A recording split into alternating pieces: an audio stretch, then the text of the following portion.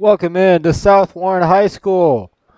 My name is Sam Reeves, here to bring you another edition of Franklin Duelers Baseball. Here, just about 10 minutes from the first pitch of this ball game between your Franklin Duelers and the Fulton Railroaders. The Duelers coming in with a record of 4-2, coming off of a 9-1 victory last night against the Louisville Jockeys, in which Mark Castle drove in 5 of the 9 runs last night. On the other side of things, the Railroaders coming off of a 14-5 defeat at the hands of the Henderson Flash. However, when these two teams met just a couple of nights ago, it was a 10-5 victory for the Fulton Railroaders in Fulton back on June the 7th. So that is how we look here for these two teams as they're about ready to do battle. Going through the starting lineups here for you. Starting first with the visiting Fulton Railroaders. They will lead off with the second baseman, Jorge Vellet. Hitting second at third base, Braxton Baird. Hitting third, the designated hitter tonight is Ryan Lee. Hitting cleanup is Brady Holloway. He is at first base. Garner Anderson, the left fielder, hits fifth. Hitting sixth is the shortstop, Aiden Cloud. Hitting seventh is Landon Rogers in center field. Hitting eighth, the right fielder, Tennessee Carranza. And hitting ninth, the catcher, Matt Meyer. On the mound for the Railroaders will be Tommy Johnson, the right-handed pitcher. For your Duelers, their lineup will look like this. Leading off in right field, Jonathan Evans. Hitting second, the DH tonight, Jackson Musrock.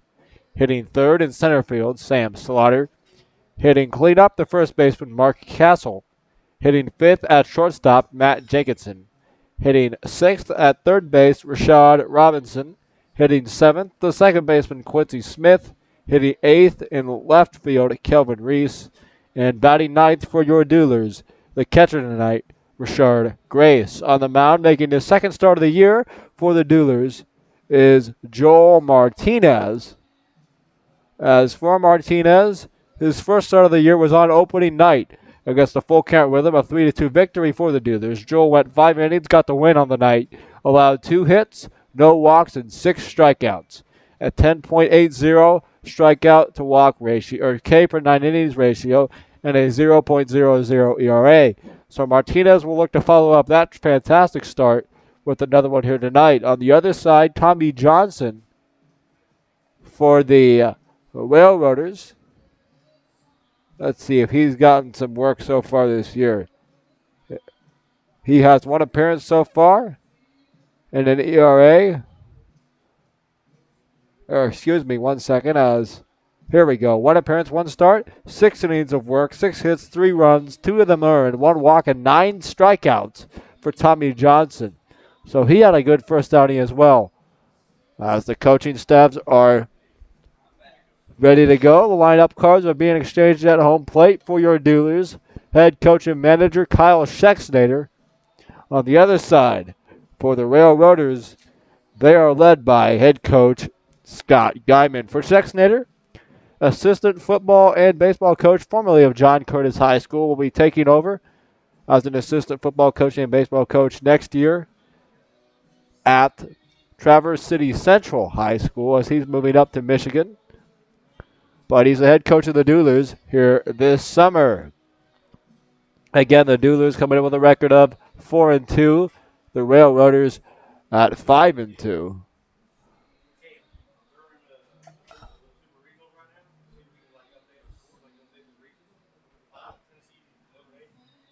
As we are about 5 minutes away from the start of this ball game.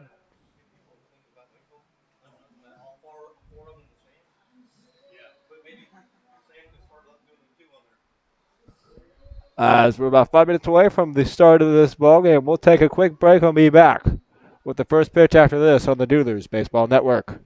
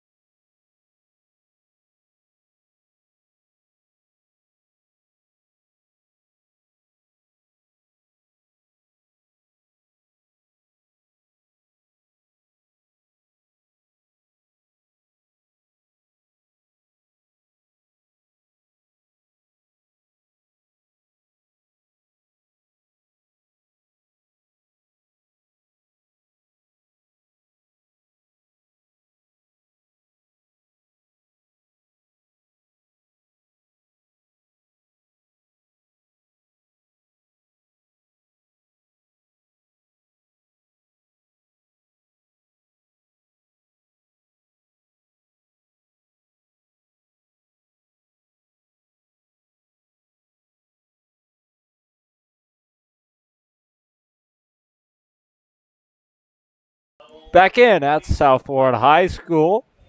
Again, my name is Sam Reeves. Thank you all for joining us here for Duerlers Baseball on the Duerlers Baseball Network and YouTube channel. Joel Martinez takes the mound for the Duerlers, his second start of the season after a 5-inning start on opening night against the Rhythm. 6 strikeouts for Joel and a victory to his name. He is 1-0 on the year. He will be facing Jorge Vallette, Braxton Baird, and Ryan Lee to begin this ball game. The Duerlers in their home blue uniforms, blue jerseys, blue pants, blue numerals and lettering trimmed in red.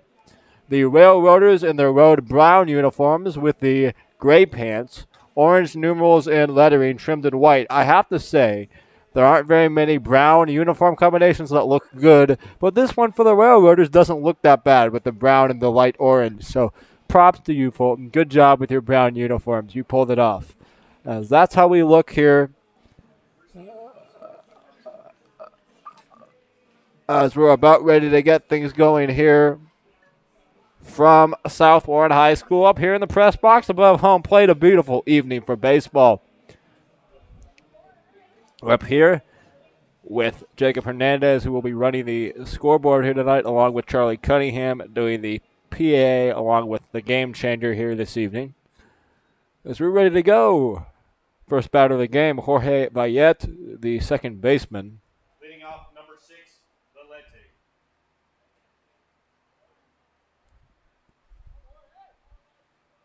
Vallette. As Jorge on the season.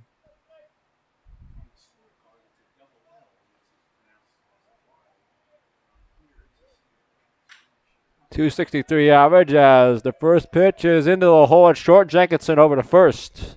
And it's not in time. An infield single for Vallette. And there are one on with nobody out here to start the first inning. Next batter, number 30, Baird. Braxton Baird wearing number 30. We'll dig in now. The third baseman for the Railroaders here this evening. Baird hitting .267 on the year. 15 at-bats, 3 runs, 4 hits, 2 RBIs, 5 walks, 2 strikeouts. As the first pitch from Martinez, Vallette takes off. Rashard Grace's throw to second on a hop is there in time, and he is out. Strike one, and the throw out from Grace to the shortstop Jenkinson covering. And there's one down here in the first. Vallette is very quick. He stole a couple of bags in Fulton against these Duerlers just a couple of nights ago. Tried to get another one there, but was gunned down by Grace behind the dish. First pitch, I believe, was strike one. As the next one is foul off. 0-2 your count. Braxton Baird, the third baseman for the Railroaders here today.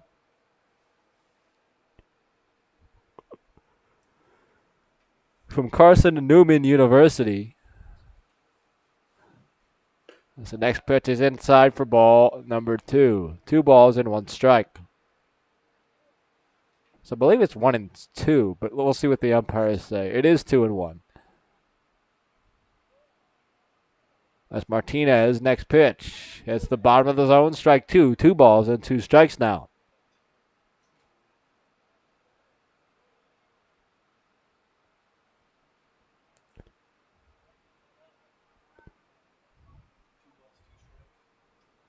Two balls, 2 strikes, 1 down. Here's the 2-2 from Martinez, and it's poked away. Third base side foul.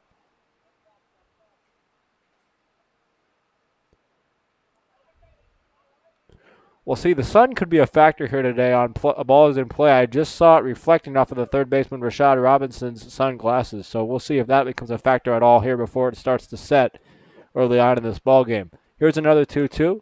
Hangs high, full count, 3 balls and 2 strikes for Martinez.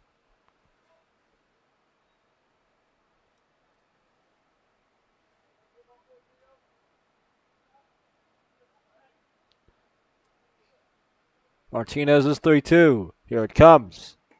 Outside corner, strike 3 called. Martinez sets down Baird for out number 2. And they're 2 up and 2 down here, top of the first. Now batting number 4, Lee. Ryan Lee, the DH, to dig in now.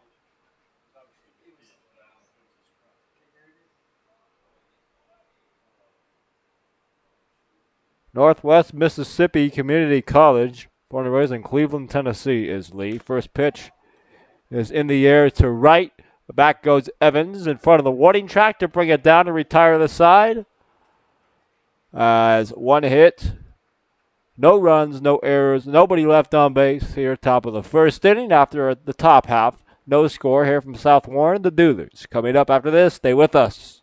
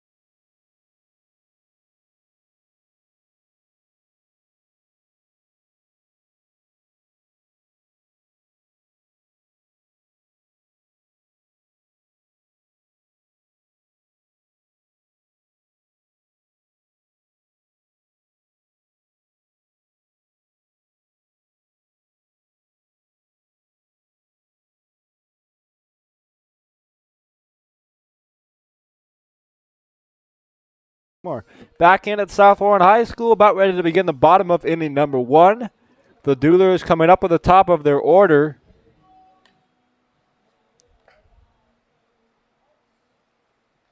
It will be Evans, Musrock, and Slaughter here to begin the ball game.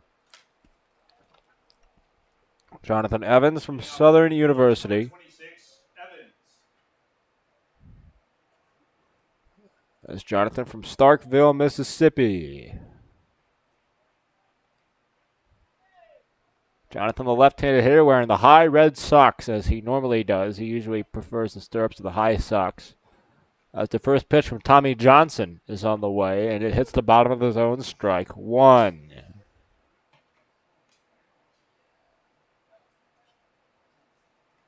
Evans hitting 091 on the year. 11 at-bats, one hit, but 6 walks for Jonathan. The next pitch is outside for ball one. Tommy Johnson, the pitcher for the Fulton Railroaders from San Diego Mesa College, and born and raised in Blythe, California. As the count is even, 1 ball, 1 strike. Here comes the next one. A breaking ball, bottom of the zone, called strike number 2. The Duerlers with a record of 4-2 after a 9-1 victory. Scored all 9 runs in both the 6th and the 7th innings of that ball game. We're trailing 1-0 going into the 6th. But came away with a bunch of runs in the next 2 to get the 9-1 win over Louisville. Here's the next pitch, and that's hit on the ground, foul, first base side. Count will hold that 1 ball and 2 strikes.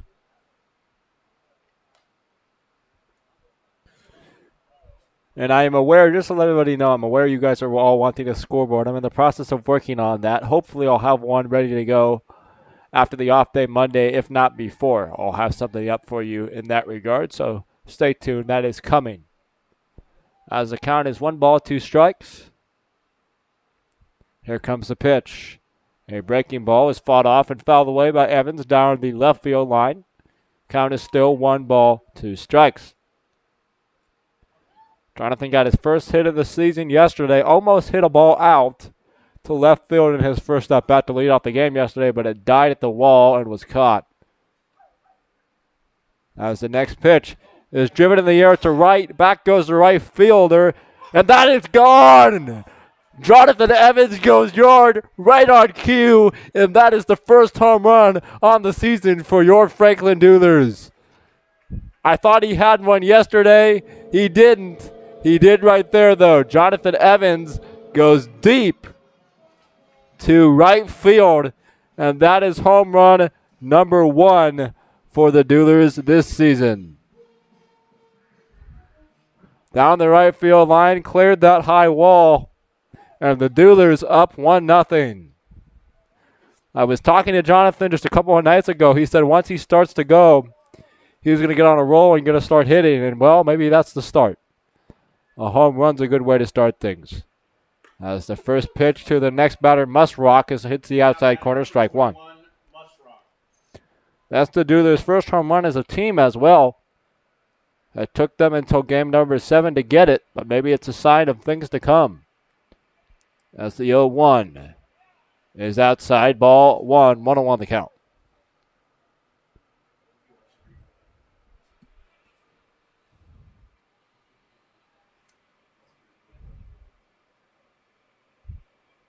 It's 1 ball, 1 strike. Nobody out here in the inning. Next pitch to Musrock is inside. Ball number 2. 2 balls, 1 strike.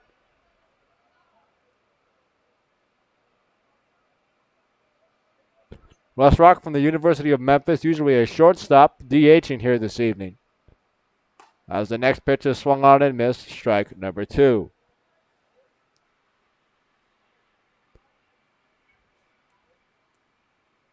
Two balls, 2 strikes. Musrock digs in, the right-handed hitter. Number 2 hole hitter for the Duerlers. As the 2-2 is fought away, fouled off first base side. Count holds at 2 balls and 2 strikes.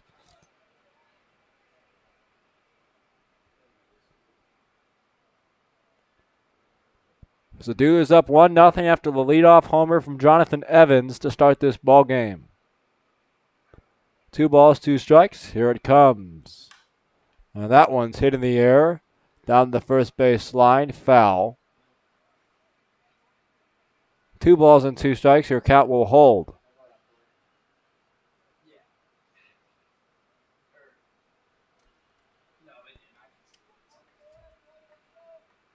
Two and 2, Tommy Johnson gets his sign. First time is called. At the plate by Musrock and granted by the home plate umpire. Count holds 2 balls and 2 strikes.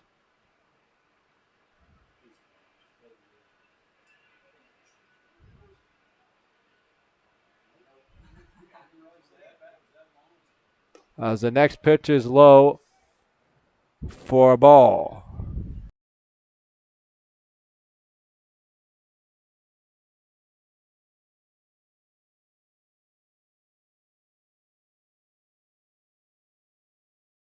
As the next pitch is low and away for ball 4. Jackson Musrock with a good at-bat and takes a 3-2 pitch, low and away for a walk. Another man reaches base for your Duerlers after the home run. Number 23, Slaughter. Sam Slaughter, the center fielder, will dig in now with a man on first and nobody down.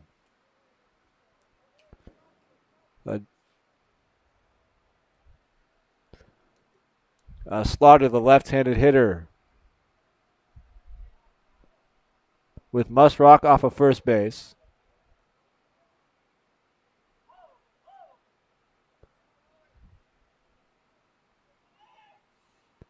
As Musrock takes his lead, first pitch outside, ball 1.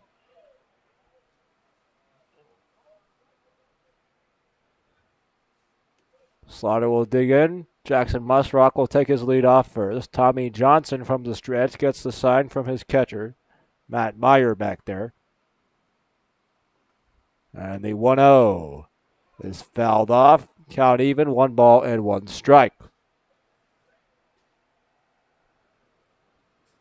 Duerlers already up 1-0. Men off of first base.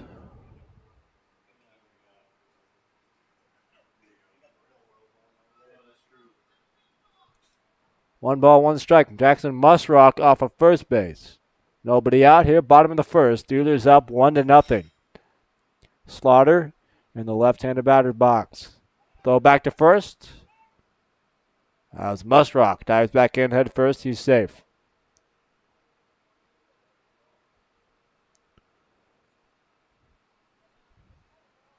Sam Slaughter started his collegiate career at the University of Memphis, played last season at Calhoun Community College, and will be going back up to D1 this next year. As the next pitch is hit on the line to first, steps on the bag for one, throw to second, the tag is applied by Bayette. Now that's a double play for the Railroaders. They're fired up in their first base dugout. The first baseman, Holloway, stepped on the bag for one. It then became a tag play at second. He fired over to Bayette covering, who applied the tag to Jackson Musrock. And there are now 2 outs and nobody on for the Duelers, bottom of the first. Up now is the 4-hole hitter for the Duelers, Mark Castle, who had 5 RBIs yesterday. First pitch, a nasty breaking ball. Swung on and missed, strike 1.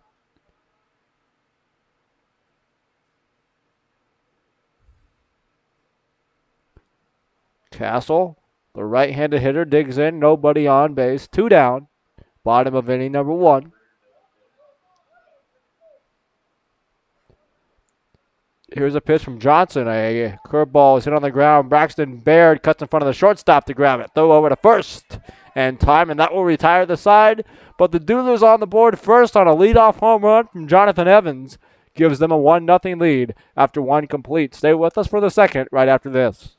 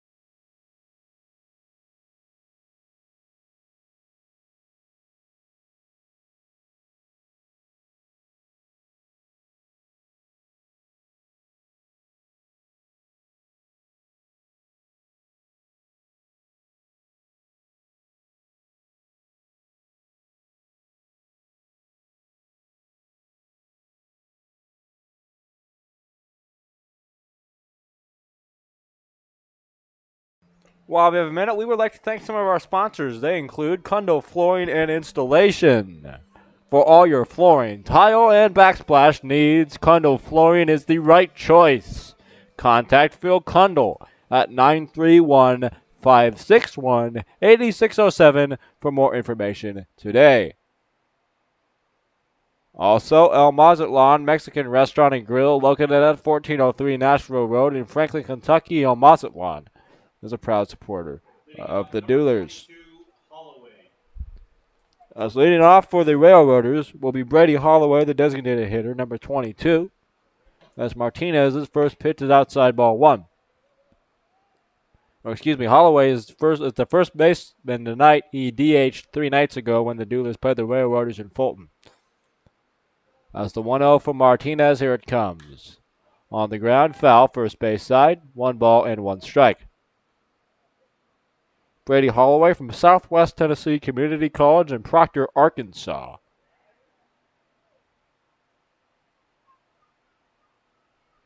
As the next pitch from the Duelers hurler is in there for strike 2. As Joe Martinez finds the corner of the zone. Holloway on the year, a .286 batting average. The next pitch is low and away for ball 2. 2-2 for Holloway. 14 at-bats. 3 runs, 4 hits, 1 home run, 3 RBIs, 3 walks, 2 strikeouts, and a .444 on-base percentage. As the next one is fouled off, count will hold at 2 balls and 2 strikes. 2-2 here to lead off the top of inning number 2. The Duelers up 1-0 on the leadoff homer from Jonathan Evans to right field. The ball actually cleared the wall right about over his head where he's standing now in right.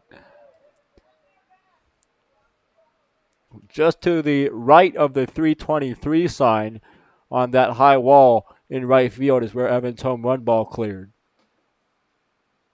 As it's a full count of 3-2. Here comes Martinez's pitch. Fouled back, will do it again at 3-2. Good battle here between Holloway and Martinez. Both teams with one hit here early on. The Duelers one hit obviously did way more damage as that was accounted for the one run here tonight. Another 3-2.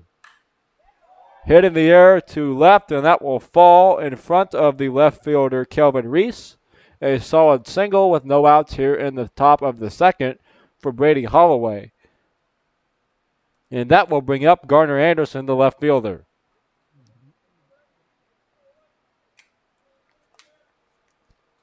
Anderson in left, the right-handed hitter with the tall orange socks here tonight.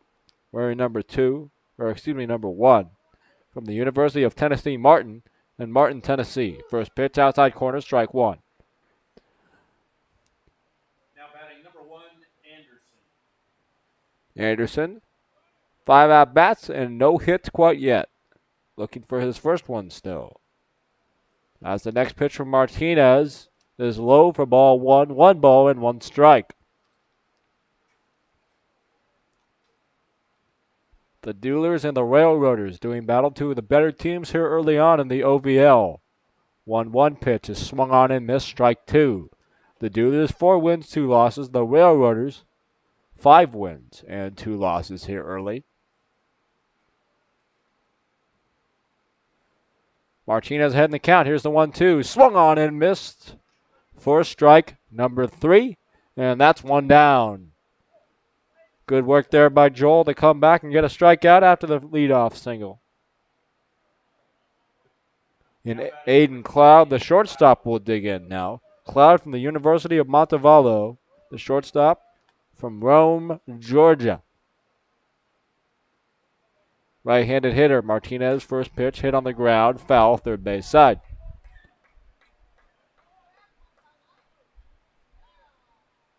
For Cloud on the year, a .348 batting average, 23 at-bats, second on the team at ABs. 8 hits, 2 doubles, 4 RBIs, 1 walk, 2 strikeouts for Aiden Cloud.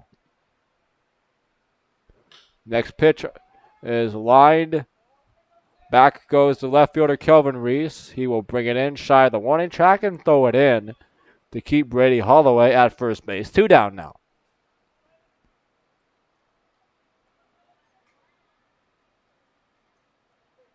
Up now will be the center fielder, Landon Rogers. Landon Rogers, the outfielder, 7 games played, 19 at-bats, 3 runs, 7 hits, 2 doubles, 1 home run, 4 RBIs, a batting average of .368 here early on for Rogers. First pitch from Martinez is in the air. Left center, over goes Slaughter. He will call off the left fielder Reese and bring it in to retire the top half of inning number 2. After 1.5, the Duelers still holding a 1-0 lead. We'll be right back with the bottom half. Stay with us.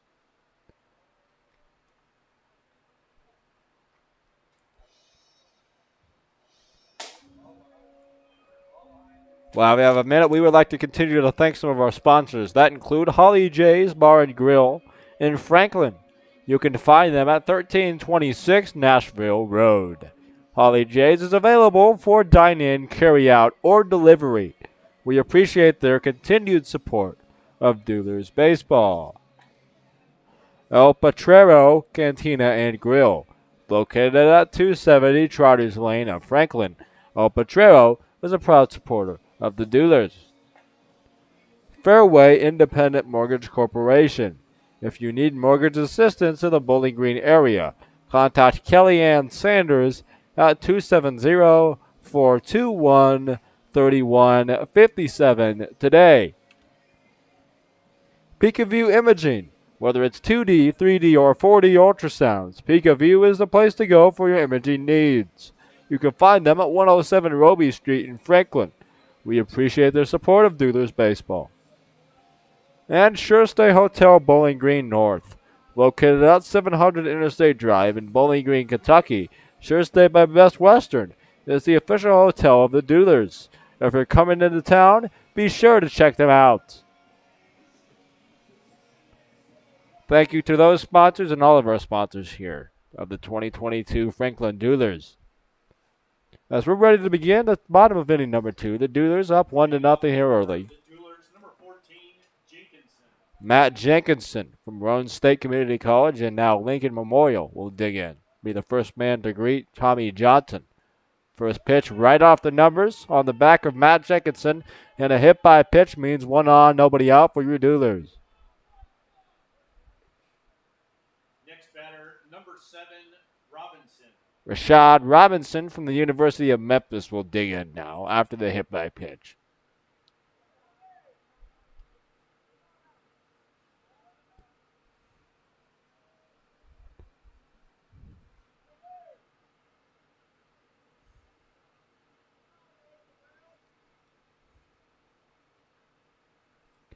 First pitch from Johnson is a big swing and a miss for Robinson, 0-1. Rashad, normally an outfielder, plays a little bit of infield as well. He is starting at third base here this evening. Has been playing a lot of third here recently. As 0-1. Here comes the next one. Outside corner, strike 2, 0-2 the count. On the season, Rashad hitting even 200. 10 at-bats, 2 hits, 3 runs scored, 1 double, 2 RBIs, 3 walks, 4 strikeouts. Timeout called by Rashad and granted by the home plate umpire. Matt Jenkinson off of first base. And nobody down here. Bottom of inning number 2. Here comes the pitch from Johnson outside. Ball number 1. 1-2 the count now.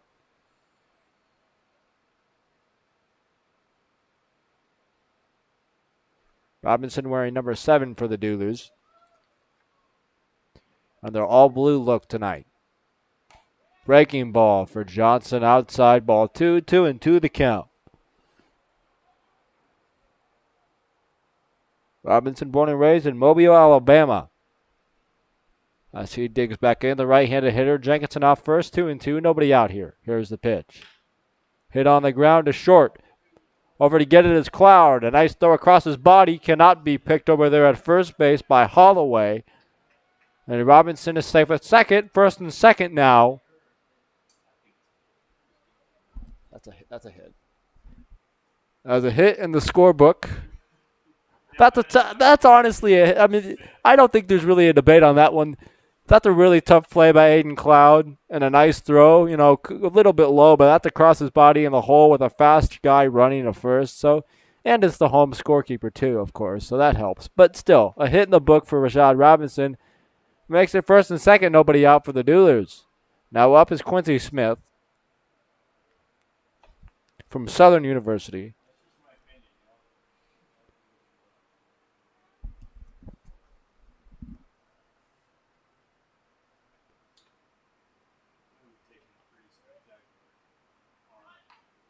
And a bunt laid down by Quincy Smith is a beauty. A throw to first and a nice play by the catcher, Matt Meyer, to get him. That was a beautifully executed bunt by Quincy Smith. Advanced both runners and almost beat it out. It took a very nice play by the catcher, Matt Meyer, to prevent Smith from being safe at first. But now second and third for the Duerlers, only 1 down. And Kelvin Reese, the 8-hole hitter, digs in now.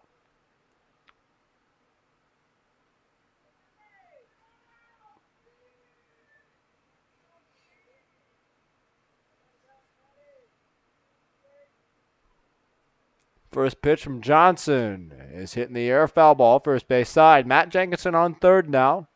Off of second is Rashad Robinson with Kelvin Reese, the NABC All-Star from Stillman College, in the box.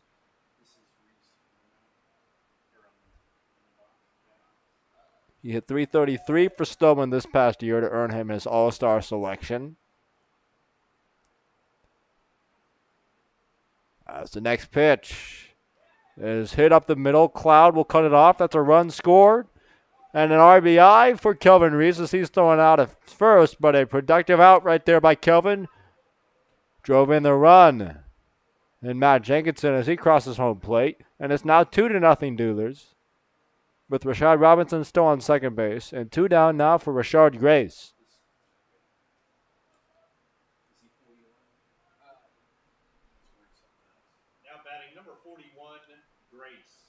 Rashard Grace, the catcher, 2 for 4 yesterday.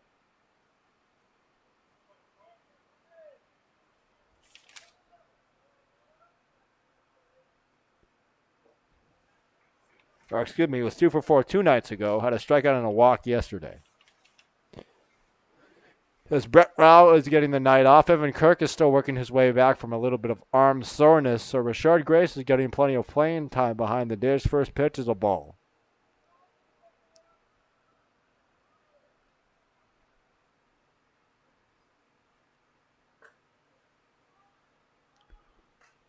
Next one away for ball 2.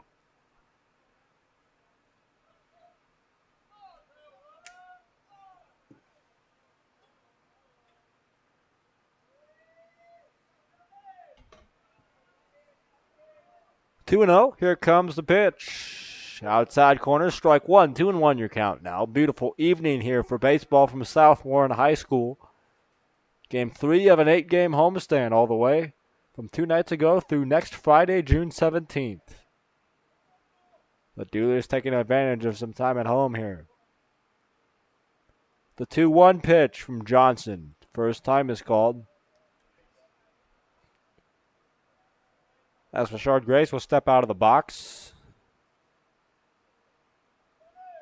And now back in. Rashad Robinson off of second base. 2 down. Duerlers up 2-0 with 1 in the first, 1 here in the second. Here comes the pitch. Grace fouls it off first base side. Count even now. 2 balls and 2 strikes.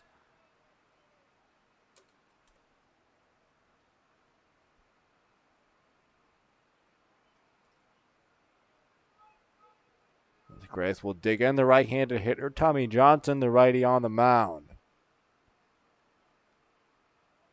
As he steps off. And now back up on the rubber is Johnson.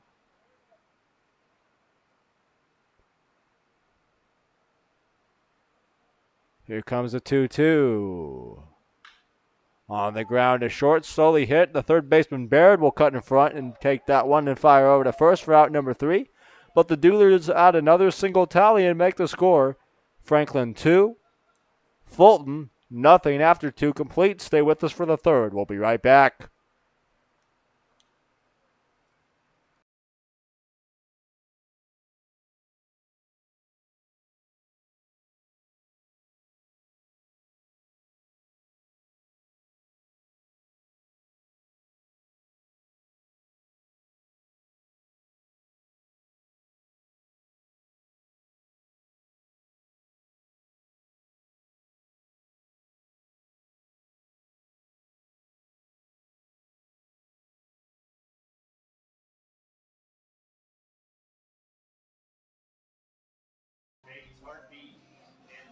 Back in here, South Warren High School. Again, my name is Sam Reeves. We would like to invite you to visit bgky.com or call 800-326-7465 to learn about some of the exciting events going on in the Bowling Green area here this summer, some of which are on your screen now. Feel free to check them out, and if you're headed to Bowling Green, whether it be to see your Duerlers, I highly suggest you do that.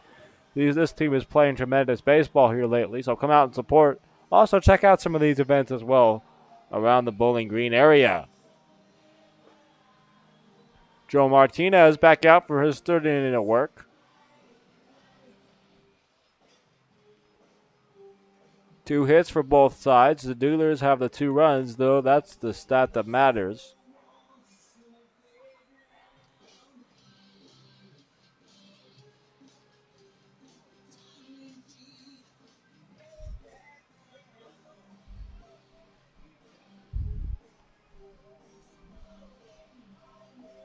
As Brett Rao will go back to the dugout after warming up, Martinez and Rashard Grace will take back over behind the dish.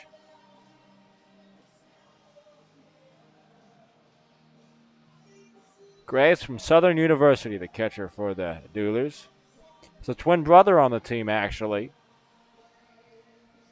As Renard Grace is a pitcher.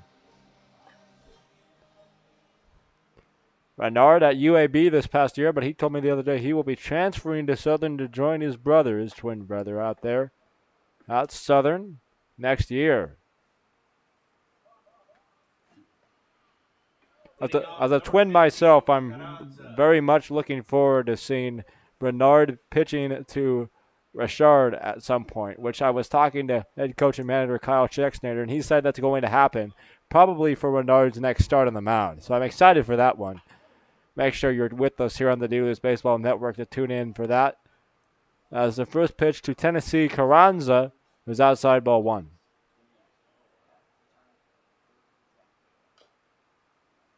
Next one fouled off, strike one, 1-1. Tennessee Carranza playing baseball in Kentucky despite the fact that his name is Tennessee. I like that. As it's 1-1 with nobody out, nobody on. Here's Martinez pitch, fouled off, strike two. Tennessee Carranza from the University of Montevallo, the outfielder born and raised in Brawley, California.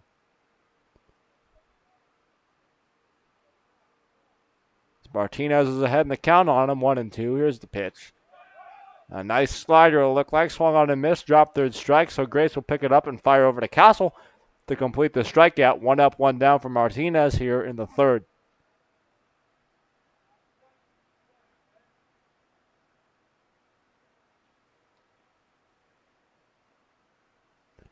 Now up will be the 9-hole hitter, Matthew Meyer, the catcher. As the first pitch to him is strike number one.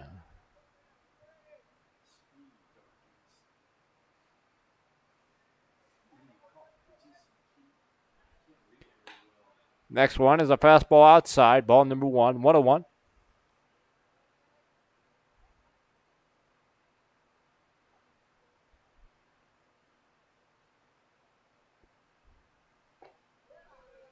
Next one low for ball two. 2 balls and 1 strike you count.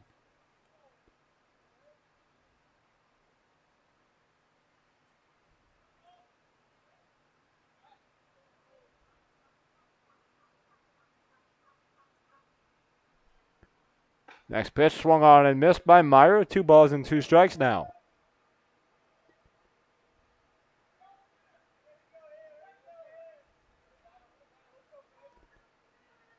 Meyer digs back in. The 2-2 from Martinez. Here it is. High, ball 3. 3 balls and 2 strikes.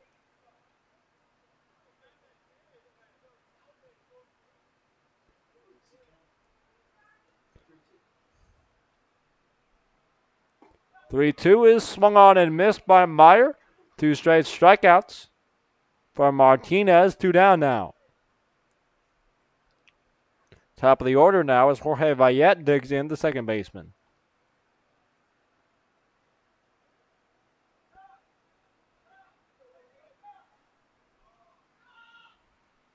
Back to the top of the lineup, number 6, Valente.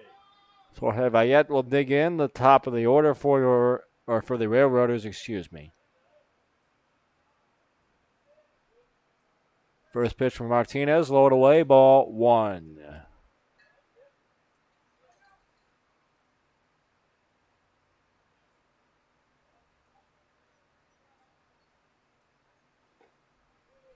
Next one, away for ball 2. 2 balls and no strikes.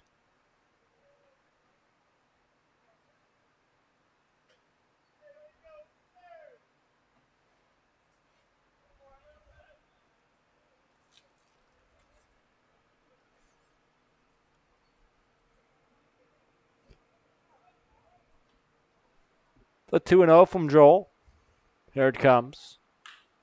On the ground to second base. Quincy Smith will gather it in. Fire over to Mike Castle at first to retire the side. 3 up and 3 down. Quick work by Joe Martinez here in the third. We head to the bottom half after this. The Duerlers still in front, 2-0. Stay with us.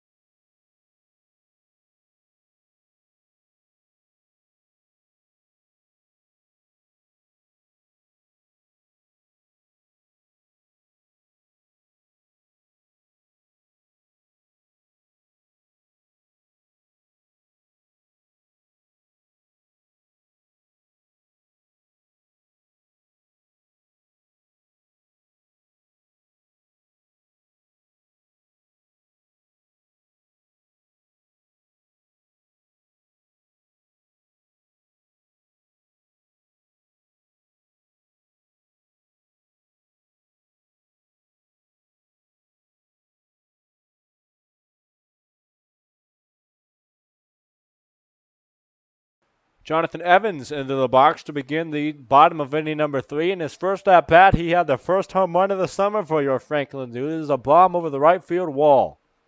As the first pitch from Johnson is inside and low, ball 1. I'm going to leave the camera here for this at bat for Evans, just in case he hits another one. That way you guys can see it. So I apologize for that. Hopefully my call was a decent enough description. As the 1-0, as a slider looked like that slid into the zone. Strike number 1. 1-1 the count now. Jonathan, born and raised in Starkville. Of course, that is where the Mississippi State Bulldogs are at. I guess that's technically where the university, Mississippi State University is, but in my mind now, obviously we'll think of the Bulldogs right away. Next pitch outside, ball 2. A good baseball program at Mississippi State. Evans grew up around high-quality baseball. The count is 2 balls and 1 strike. He digs in from the left side. Here comes the pitch from Johnson, excuse me. As this chopped on the ground foul, still 2-2. Tommy Johnson, in his second start of the year, had very good numbers in the first one. And this one, a rude awakening in the first with the homer by Evans, but he's calmed down a little bit. Gave up 1 run in the second as well, but not a ton of hard hit contact. Besides the bomb from Jonathan. Here's a 2-2. On the ground to second. As Vayette gathers it in and throws over to Holloway to retire Evans. 1 down.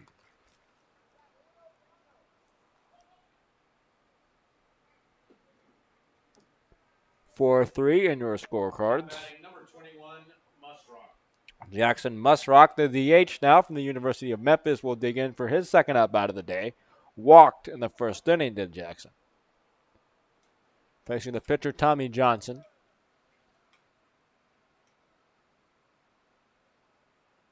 First pitch. Chopped on the ground. A high bouncer. Shortstop will gather it in. Throw to first in time. And Musrock is retired. A nice play out there by Aiden Cloud to retire Musrock on the high bouncer. A close play over there at first, but gets there in time. And 2 down now for Sam Slaughter. Now batting number 23, Slaughter.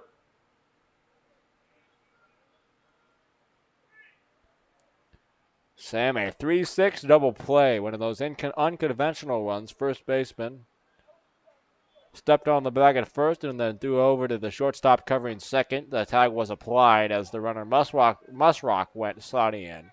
First pitch hits the corner for strike 1 to Sam.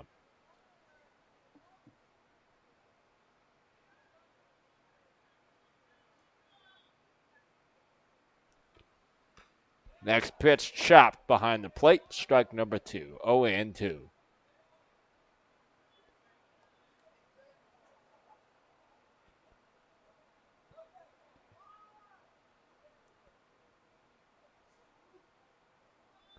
No balls and 2 strikes. Sam Slaughter to the lefty digs in.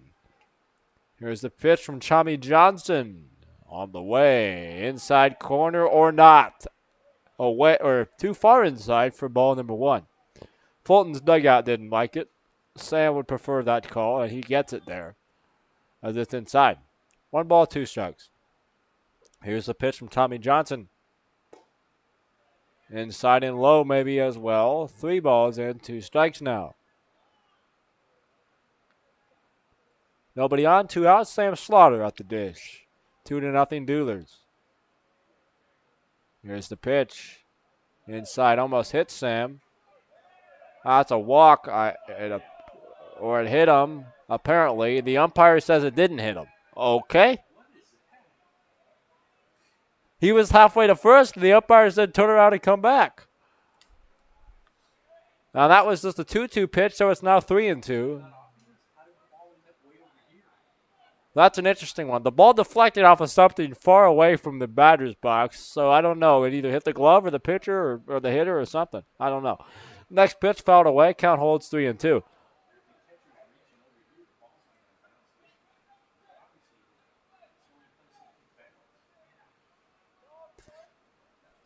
Yeah, Sam looked back at the home plate umpire and kind of in disgust, like, I think it's pretty obvious, but the umpire said, no, come back and try again. The 3-2 is fought off and popped up foul. The count will hold 3 balls and 2 strikes.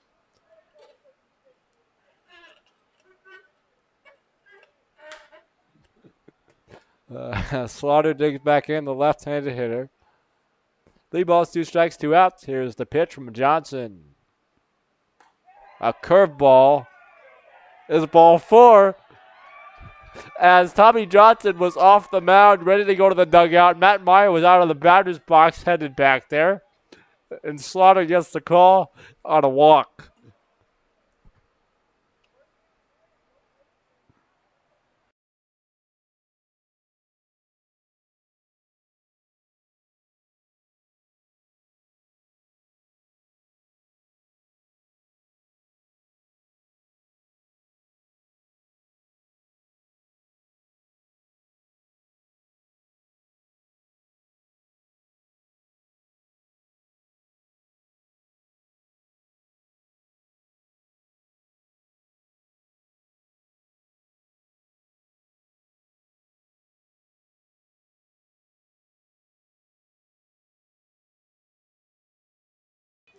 Meeting at the mound, as yes, I had a feeling this was coming. The head coach for the Fulton Railroaders, Scott Guyman's out there. He purposely decided to wait for the home plate umpire to come break up the meeting so he could say something to him about his strike zone. He didn't like that last call one bit and waited for the home plate umpire to come out so he could tell him about it. Just a few words were said, nothing too crazy, and Guyman will head back to the dugout. Now batting number 22, Castle. Mark Castle, the first baseman, digs in now after the walk to Slaughter. Yes. Throw back behind the runner, not in time. Save it first.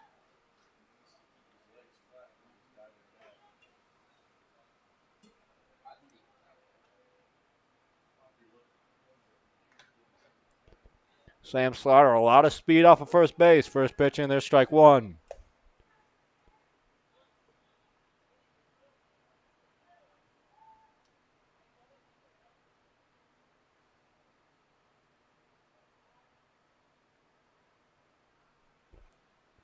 As Johnson gets a sign, first to throw back to first, Slaughter dives back in safely. So far on the season for Sam, 6 stolen bases, caught stealing 2 times. Those 6 stolen bases are tops on the Duerlers by a lot. The next closest, multiple players with 2. As he takes off, the throw to second, not in time. Slaughter slides in feet first safely and picks up the stolen base. That is stolen base number 7, right on cue for Slaughter.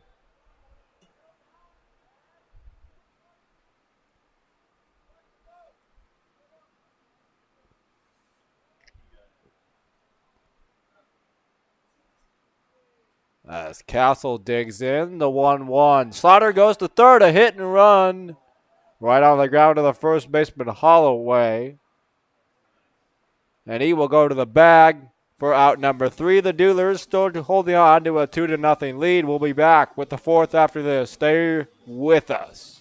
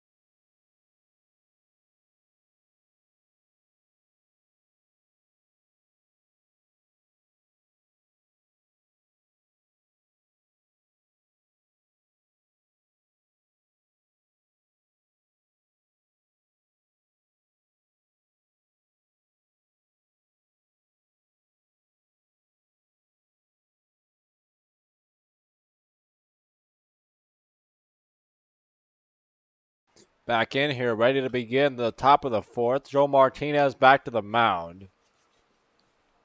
The first hitter for the Railroaders appears to be Max Meyer, the catcher, or Matt Meyer, excuse me. First pitch right on the ground, directly into the glove of the waiting Quincy Smith. Over to first, one pitch and one out for Martinez here in the fourth.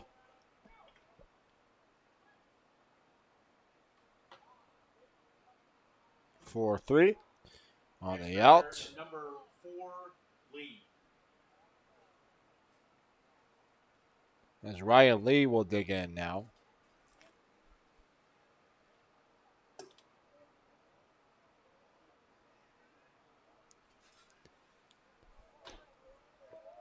Ryan Lee awaits the first pitch from Martinez. Here it comes. Swung on and missed. A beautiful breaking ball. Strike number 1. Ryan Lee, his first at bat. And fly out to right in the first.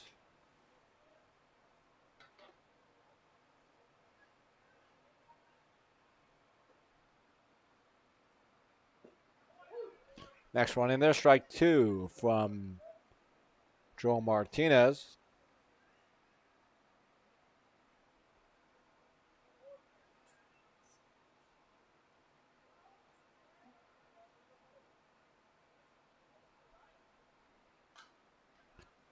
Next pitch foul away. Count holds it. No balls and 2 strikes.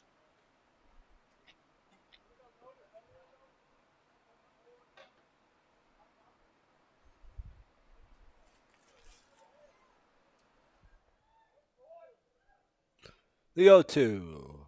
A little bit up. Ball 1. 1-2 the count now. To the DH, Ryan Lee.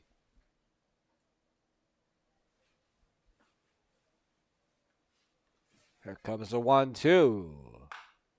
On the ground to short, Jenkinson on a hop over to first, and that's 2 up, 2 now for Joe Martinez in the fourth.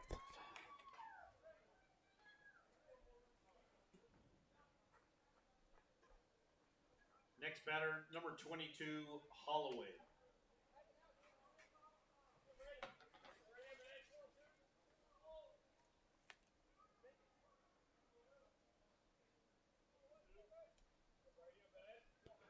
Brady Holloway now up with 2 down, nobody on. First pitch inside for ball 1.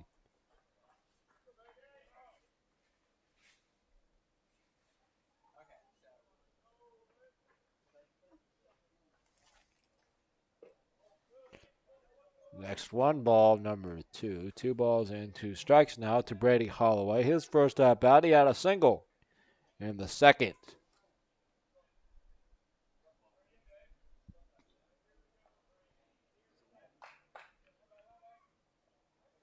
As the next pitch from Martinez. Low into the dirt. Ball 3. 3-0. 3 balls and no strikes from Joe Martinez to Brady Holloway, the first baseman. Here it comes. On the ground outside of first. Foul ball. 3 balls and 1 strike. Joe Martinez at Fullerton Community College this past year will be going up to Division II, Cal State LA. Next year. Foul ball. Count will be full now. 3 balls and 2 strikes.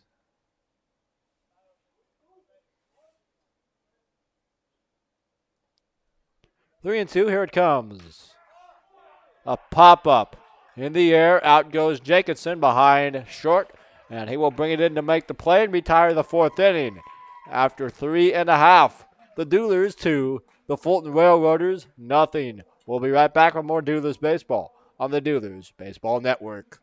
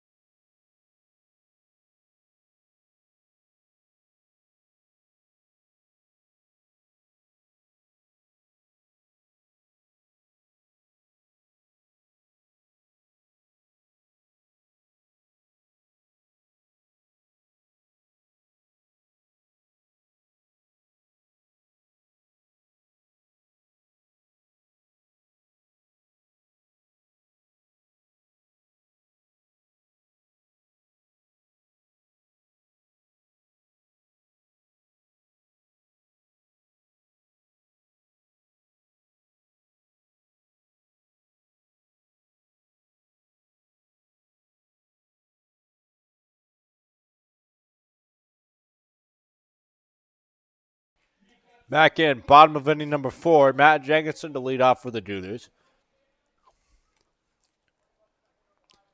Jenkinson at short here this evening. He will come up first here in the bottom of inning number 4. Hit by pitch from Matt in the second.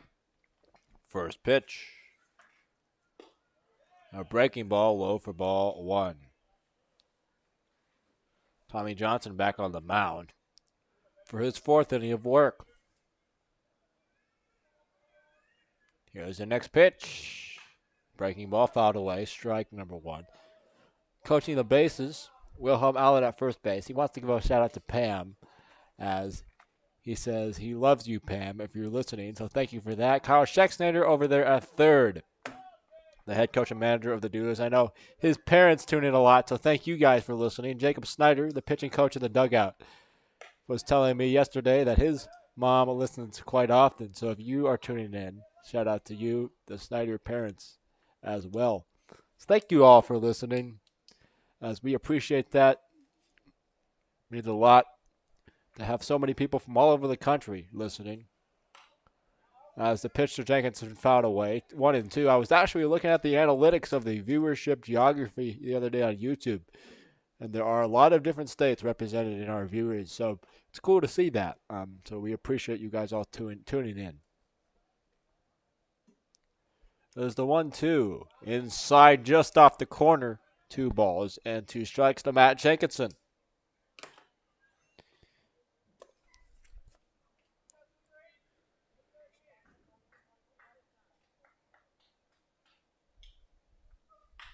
The next one grounded up the middle and past the diving second baseman Vayette and into center Matt Jenkinson. Second time on base and 2 ABs tonight. Will be on first base with nobody down for Rashad Robinson now. Matt Jenkinson's really heating up at the plate. A little bit of a slow start for Matt. Hit .417 at Roan State last year, so you knew he was going to get hot at some point. He's been very hot of late. These last few games here, once the Duerlers returned home, is when Jenkinson really turned it on. As Rashad Robinson digs in now, takes the first pitch, low and inside for ball 1.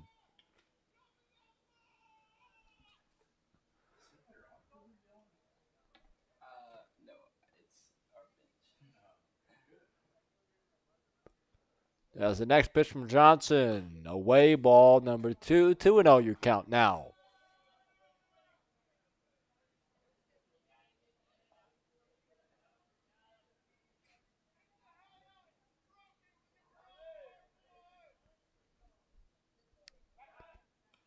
Throw to first, not in time. As the Duerlers with 2 runs on 3 hits, no errors. The Railroaders, no runs, 2 hits, no errors. Tommy Johnson, here comes the next pitch. 2-0 on the way. Bottom of the zone, strike 1. 2-1 your count now. Here at the beautiful South Warren Ballpark on the campus of South Warren High School here in Bowling Green, Kentucky. Again, my name is Sam Reeves here with you. Next pitch for Rashad is swung on a miss, strike 2. 2-2 your count now.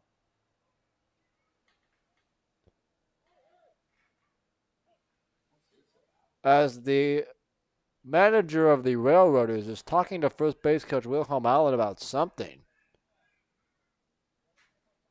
And now the first base umpire is going to go over there and talk to him. The home plate umpire is trying to decide if he wants to join in the conversation. He decides not to and returns back to his spot behind the plate. As Kyle Schexnader went over to see what that's about. I think it has something to do with the Duerlers dugout, maybe making too much noise. I don't know exactly. That's interesting. As I just saw a little bit of a subtle hand motion to kind of maybe calm it down a little bit by Schexnader toward his own dugout. But I think I hear the right fielder for Fulton making just as much noise out there, so I don't know. As the next pitch is outside or high for ball 3. 3 balls, 2 strikes. 3-2, nobody out. Man on first base.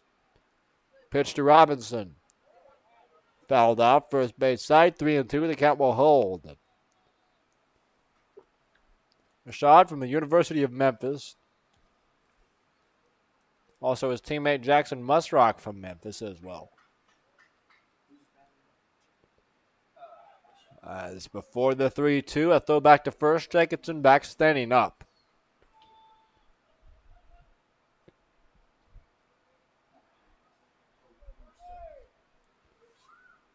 Robinson, a 3-2 pitch. Here comes another one. Low into the dirt. Good eye by Rashad. A good AB. I guess it's not an at bat. Announcers do that all the time. It's a plate appearance, not an at bat. And then a walk. First and second as Quincy Smith will dig in now. Number 42, Smith.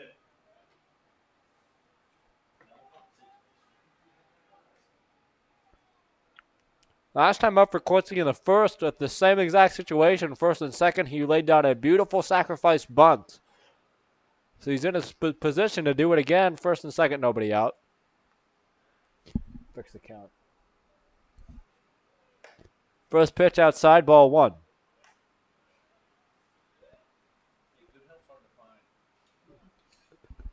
That's the truth. As Quincy Smith into the box says, "We're having a lot of fun up here in the press box. You know that's part of the gig." As the next pitch is outside, ball two. 2-0 to Quincy Smith.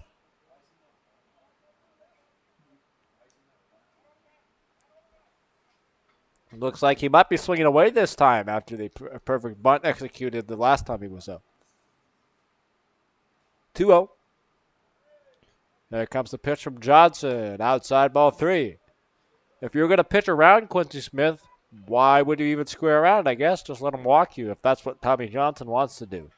I doubt that's what he's trying to do, but if you're the Duerlers, you would take a walk here. If Quincy Smith can reach, Kelvin Reese will be the next hitter up. He'll be coming up anyways. There's nobody around. As the 3-0 is inside corner, strike one, 3-1. Your count now.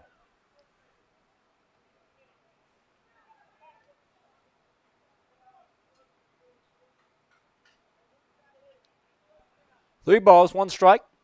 Runners on first and second. Jenkinson on second. Rashad Robinson on first. Here's the 3-1 from Johnson. Swung on. Hit in the air to left center. As the center fielder brings it in. That is Rogers, and the runners retreat to their bases. One down.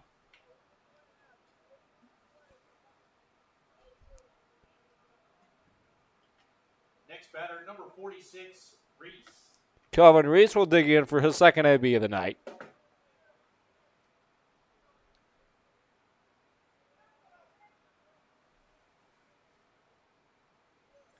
Kelvin, the right-handed hitter. Went out first and second, one down now for the Duerlers. Here's the first pitch from Johnson. Big swing and a miss. 0-1.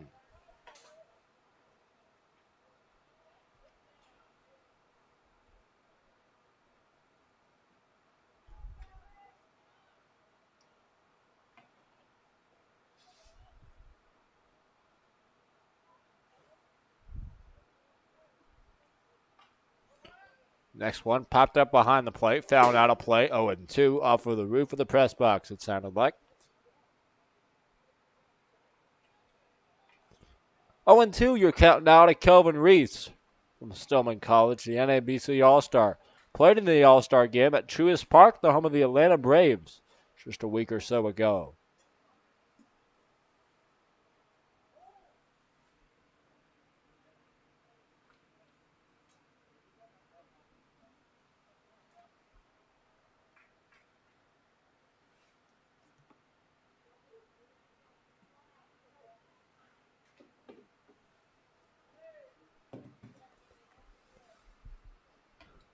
The 0-2 hits the bottom of the zone or thereabout. It's called strike three anyways.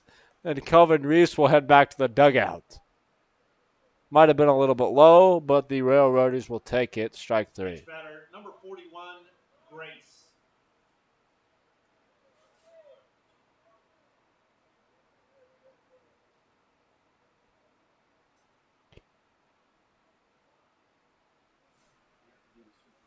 Rashard Grace now digging in.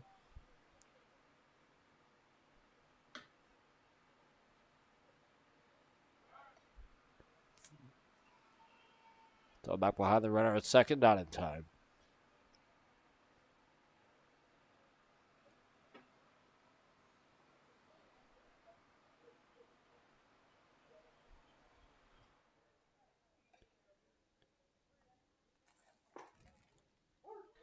Next pitch, or the first pitch to Rashard Grace is in there, strike one.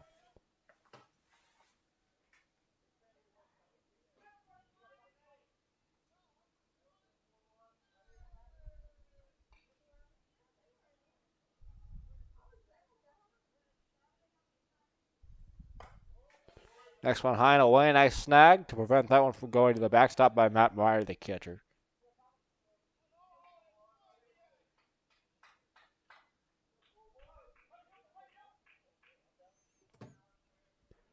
Rashard Grace, first and second, 2 down here for your Duerlers. Tommy Johnson gets the sign, looks back at second. Here's the 1-1. Low and away, ball 2. 2 balls and 1 strike now.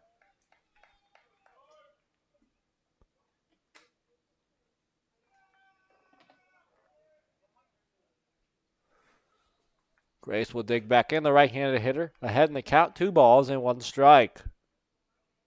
Here's the pitch. Driven in the air to left. As the left fielder comes diving in, he cannot get it. It falls safely. Jacobson around third. He will score standing up. And the runners advance 90 feet other than Matt to first and second. We're going to count that one as a hit as it fell in front of the diving left fielder Garner Anderson. And an RBI single for Rashard Grace. Now 3-0 Duerlers. Rashard has been hitting the ball very well in his at-bats here lately. Trying to get some more, even when Evan Kirk may be getting healthy, which we hope is soon, obviously. We don't like anybody getting hurt, and Evan is on the mend. He had an at-bat pitch hitting yesterday, did Kirk. So he should be back in the starting lineup hopefully before too long. Top of the order now, Jonathan Evans. Digging in, ground out to second to go along with the first home run of the year for the Duerlers. Into the first by Jonathan. As that one is popped high in the air. Third baseman Baird calls off the shortstop to bring it down to the end of the inning. But after 4 complete, the Duerlers 3 and the Fulton Railroaders 4. We'll be back with the 5th after this. Stay with us.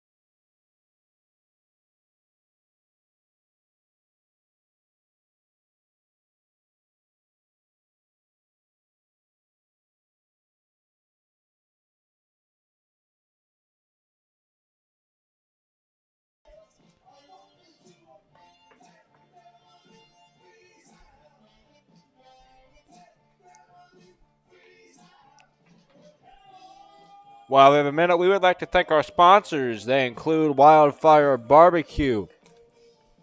Check them out at 105 State Street in Franklin. Available for dine-in or carry-out. Wildfire has been serving delicious barbecue in the region for over 20 years. I've actually had it. It's pretty good. It might not be quite as good as the Kansas City barbecue, as I'm a proud Kansas Citian, but it's pretty good, so check out Wildfire. They're the official barbecue of Duerlers baseball. Woody's Glove Repair as well is a proud sponsor of the Duerlers. They bring old baseball gloves back to life and give new ones a custom look. They offer relacing, repair, and break-in services. Woody's will take your glove to the next level. Go visit them in Franklin today. Leading off for the Railroaders, number 1, Anderson. Garner Anderson will be the first to dig in here in the 5th, facing Joel Martinez. First pitch swung on and missed, strike 1.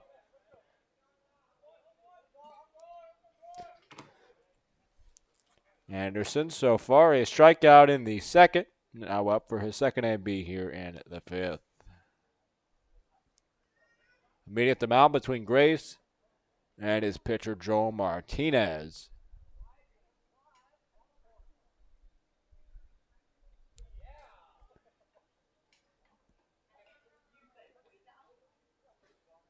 As Anderson's in left field here tonight, wearing number 1 for the Railroaders and their road brown tops with the orange lettering and numerals with the gray pants. The Duerlers and their all blue home look, blue uniforms, blue pants, blue numerals trimmed in red. As the pitch to Martinez is in there, 0-2 now. No balls and 2 strikes. Nobody on, nobody out here, top of the 5th. Next one, a strike 3 and a throw down around the infield. Strike out to start the inning for Joel Martinez. Aiden Cloud, the shortstop, will dig in now. Flew out to left in the 2nd in his 1 plate appearance of the day so far. Cloud, the right-handed hitter. Here comes the first pitch from Joel Martinez. A big swing and a miss. Strike number 1. 0-1 your count. Game 3 of an 8-game homestand for your Duerlers. The next 2 games for Franklin against 2 teams we haven't seen yet, so that's exciting. The next pitch, another swing, another miss. 0-2. Tomorrow, same time, same place here at South Warren. 7:05 first pitch against the Hoptown Hoppers as they come into town from Hopkinsville. Sunday, 7:05 against the Paducah Chiefs right here at South Warren. The 0-2 swung on and missed, strike 3. Joel Martinez with another K to his name. 2 in a row here in the 5th. And that's 2 up and 2 down. Next batter, number 14, Rogers. Landon Rogers, the center fielder, now up to the dish. Flew out to center.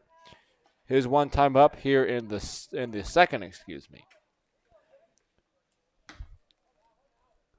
Martinez gets his sign from Grace. Here's the first pitch. Outside corner, strike 1. Martinez really filling up the strike zone here. As he gets a sign, here comes another pitch. Inside corner on a breaking ball. Beautifully spotted, 0-2. Martinez. 55 pitches, 38 strikes. 70% strike percentage. That one just missed the outside corner. Oh, man. That one looked like it painted the corner with a brush. And that would have been an immaculate inning. Yes, that is. Man, that's a good point. That's brutal. The next one, did he go? No. Ball 2. Well, I'm sitting next to Jacob Hernandez here in the press box. He pointed out a great point. That would have been an immaculate inning if he would have gotten the call. For those of you that don't know, it's 9 pitches, 9 straight strikes, boom, boom, boom, 1, 2, 3, 1, 2, 3, 1, 2, 3, and the end of an inning. Doesn't happen very often at all, but it was called outside for a ball. As Nate Cunningham was close to an immaculate inning the other night, just 2 nights ago, didn't quite get it. But yeah, that's very rare in baseball. And Martinez, I think, probably should have had one. Didn't get the call off the outside corner, though, and it's 2-2.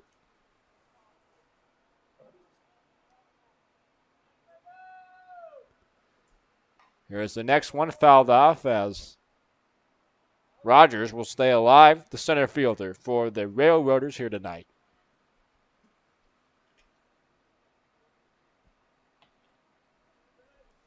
Martinez back up on the rubber. The tall righty gets his sign from his catcher, Rashard Grace. Ready to go, and here comes the 2-2. A slider, good take there by Rogers, and it's full now, 3 balls and 2 strikes.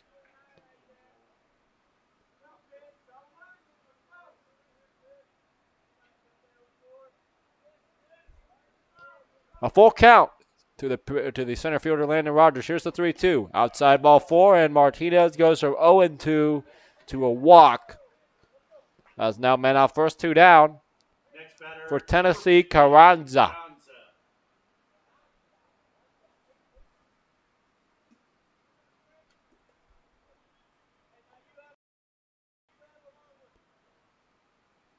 As Tennessee will dig in, the right fielder struck out swinging in the third.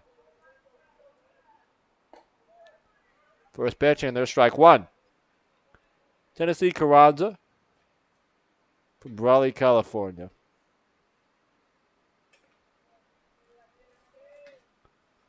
As the 1-2 or the 0-1 pitch is out there, or in there for a strike. 0-2, excuse me. That one looked to be in the same exact spot as the one a batter ago, but a different call by the home plate umpire. That one went in favor, or this one, excuse me, went in favor of Joel Martinez. The 0-2 low into the dirt, gets past Grace. As Landon Rogers will take second. He was already running on the pitch, so he would have beaten it anyways, I would think, on the pitch in the dirt. Got past Rashard Grace. Did a good job of going back and getting it quickly to prevent Rogers from thinking about even going to third. 1 ball, 2 strikes for Joel Martinez. Top of the 5th inning, 3-0 Duerlers. Here comes the pitch, and a swing and a miss for Martinez. A walk and 3 strikeouts in that inning. So add another 3 Ks to the name of Joel Martinez on the night. After 4.5, your score. Duerlers 3, Fulton Railroaders nothing. Stay with us for the bottom half of the 5th right after this on the Duerlers Baseball Network.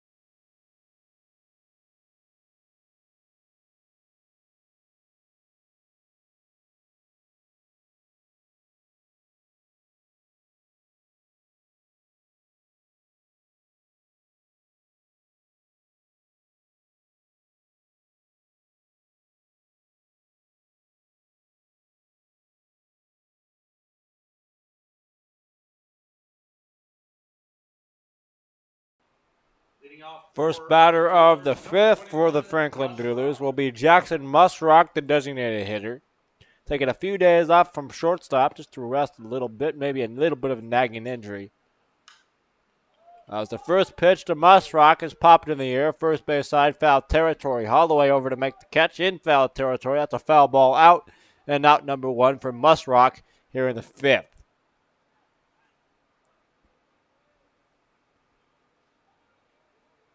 Next batter, number 23, Slaughter. Sam Slaughter, the center fielder, will dig in now. Grounded into a double play, 3-6 in the first inning, and a walk in the third for Sam.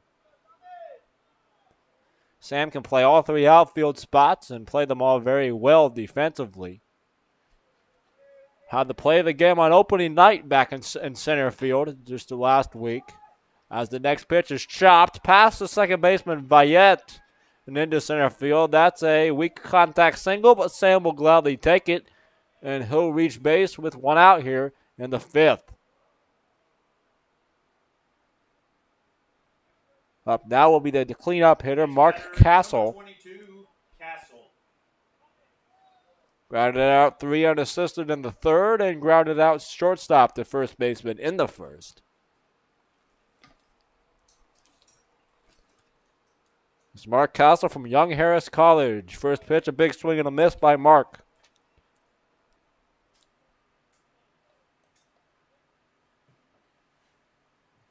on the summer season for Mark. 238 batting average, 21 at-bats, 5 hits, 5 RBIs and 4 strikeouts for Mark. Count is 1 ball and no balls and 1 strike, excuse me.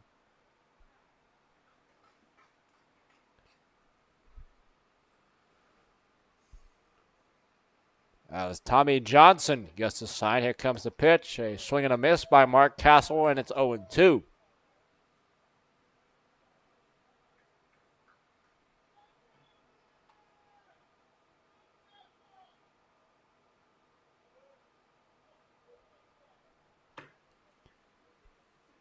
No balls and 2 strikes to Mark Castle. First throw back to first. Nice snag on a little bit of a wide throw by Johnson. Holloway made that catch and tried to go down and tag Slaughter. He was already on the bag, though.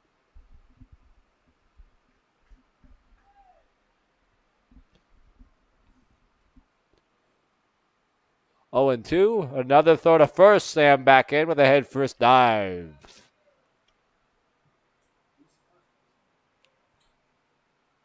It's Brady Holloway, the first baseman. Made those last 2 snags. As the next one is popped up high and in the air. Back goes Holloway. And it'll pop up in foul territory for out number 2.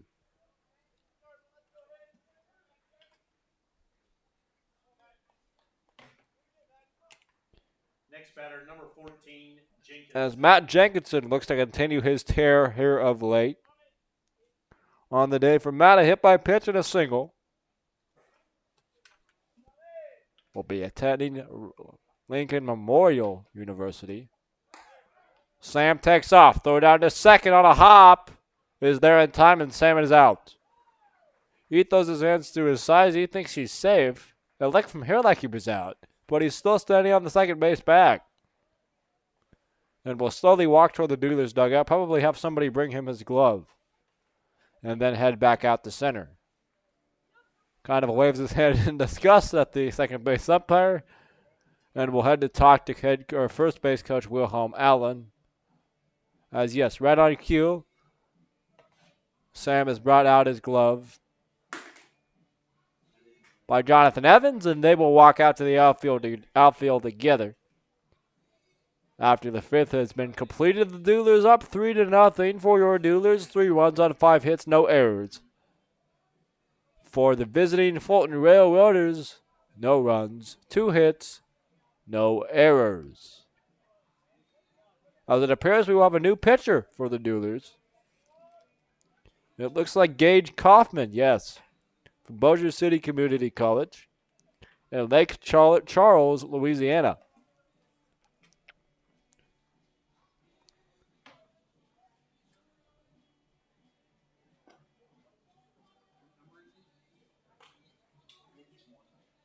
Gage Kaufman wearing number 1 for the Duerlers. 1 appearance so far this season. 1 inning of work for Gage. 3 hits, 3 runs, all 3 earned. No walks, 1 strikeout for Gage. Number 1, Gage Kaufman. Kaufman looks to turn things around in outing number 2. A tremendous outing once again for the starter for your Franklin Duerlers. Joe Martinez was nails again tonight. 5 innings pitched, 2 hits, no runs, 7 strikeouts, and 1 walk. And to be honest with you, that could easily be 8 strikeouts and no walks for Martinez. But he'll surely take 7 and 1. That is a tremendous line for Joel to add on to his opening day outing. That was also fantastic. Gage Kaufman, the sidearm submarine-like lefty or right-handed pitcher, will be the next one in and look to continue the good pitching for your Duerlers here tonight. Joe Martinez in line for win number 2 on the year if the Duerlers can hold this lead. 67 total pitches for Joe Martinez, 45 strikes on the day.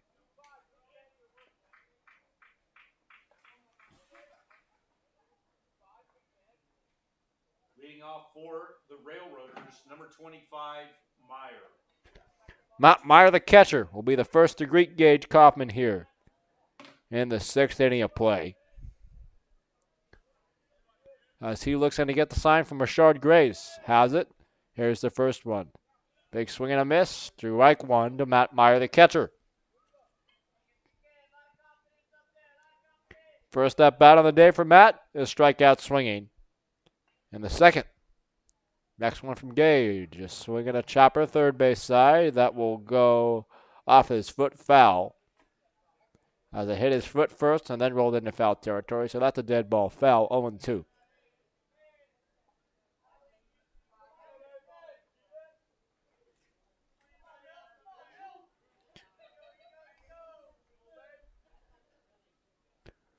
Gage Kaufman on the rubber gets to the side from Grace. Here's the 0-2.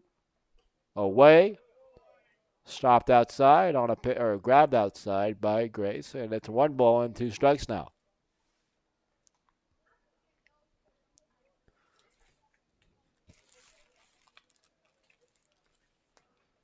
The 1-2 from Kaufman to Meyer. Here it comes. And Meyer on a line to left or to center. In comes Slaughter. He can't get it. It falls in front of him. Slaughter throws back behind him, and it goes and hits the fence in front of the Fulton dugout. Meyer to second safely. That's a little bit of an ill-advised throw by Sam Slaughter in center. Didn't necessarily need to throw behind the runner at first, but did so anyways and airmailed the first baseman Mark Castle by about 5 miles. And as a result, Matt Meyer had an easy trip to second. So that will go as a single and an error on Sam Slaughter. But a single for Matt Meyer. Now batting number 5, Estes. As a pinch hitter now for the Fulton Railroaders will be Parker Estes. He started at I believe, at shortstop against the Duerlers in Fulton.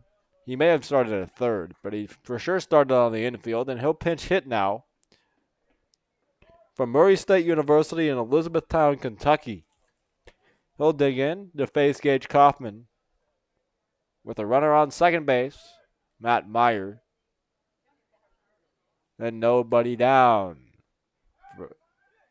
They have him toast at second, but he's safe. Gage Kaufman hesitated a little bit too long. Meyer broke the wrong way. Quincy Smith also was late to cover the bag, so you could probably put that one on Quincy as he kind of tapped his chest to Gage and said, hey, that's my bad. As they had him dead to rights, just couldn't execute it. Another throw behind him. Did he get him that time? No. Jenkinson covering the bag that time. That was closer than it probably should have been. You would think if you're the runner, it looks like there's a pinch runner out there. It's no longer Meyer. I believe it's Jake Seconder out there from the University of Dubuque. As the pitch is inside ball 1.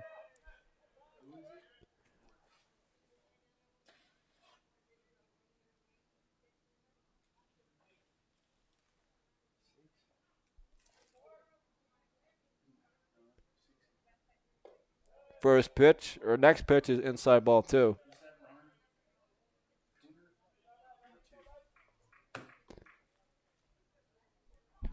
I think.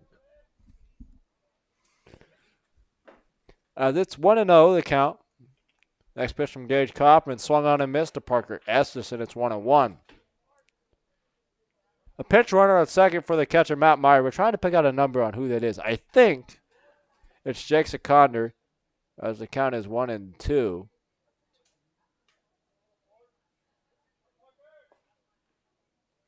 Pitch from Kaufman. Inside, just off the corner, 2 balls and 2 strikes.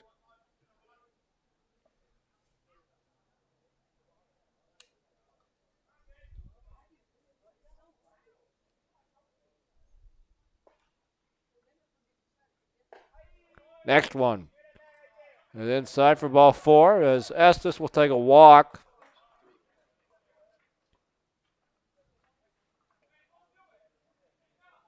And now, Next batter, number 30, Baird. up comes Braxton Baird. As that will be the end of the day for Jorge Valette. He was just pinch hit for by Parker Estes. Estes was the one to draw the walk.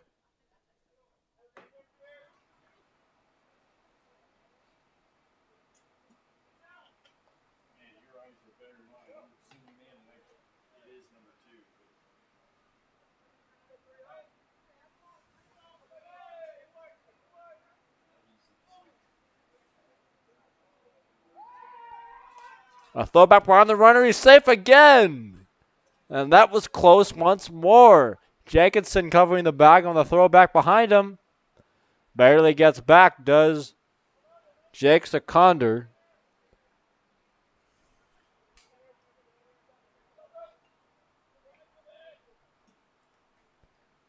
As the first pitch to Barrett, squares around a bunt, pulls it back, takes strike one from Gage Kaufman.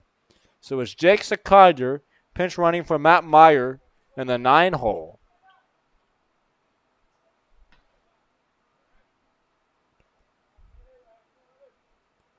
Seconder started at second base in Fulton just 3 nights ago. Next pitch is away. Throw behind the runner again by Grace. Not in time. This time, Richard tried to throw back behind him and couldn't get him.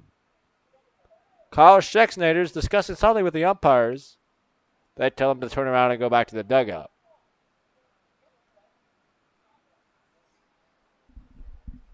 What's that about?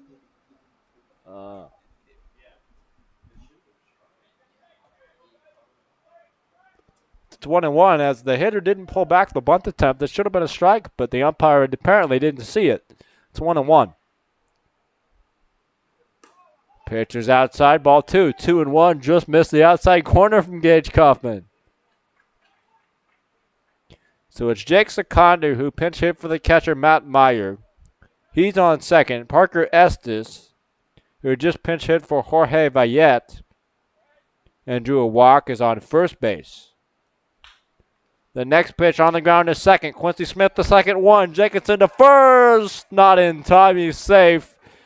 Just beat it out. And it's first and third now with one down here in the 6th.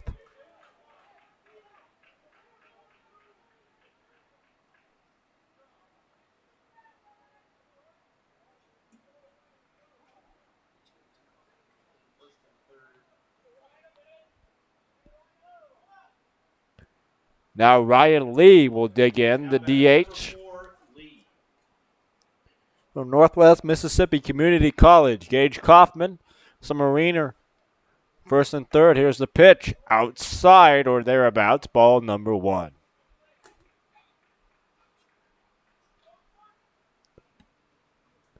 Kaufman from Bossier City Community College. As I need to get that right, I'm sitting next to one of his teammates up here. I better get that right or I'm in trouble. As the next one on the ground, past the shortstop and into left. That's a run for the Railroaders. They're on the board. It's 3-1. And it's now first and second with one down as Kaufman gives up the run on the RBI single by Ryan Lee. Next batter, number 22, Holloway.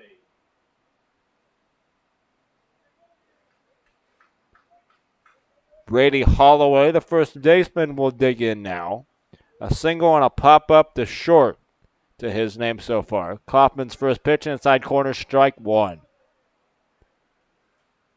Gage will look to settle things down here, giving up 1 run, but a chance to get out of the inning with runners on first and second. 1 down now. Look to maybe turn a double play here. Next pitch to Holloway is fouled off. Strike 2, third base side. Brady Holloway from Southwest Tennessee Community College in Proctor, Arkansas. Facing the pitcher, Gage Kaufman from Lake Charles, Louisiana.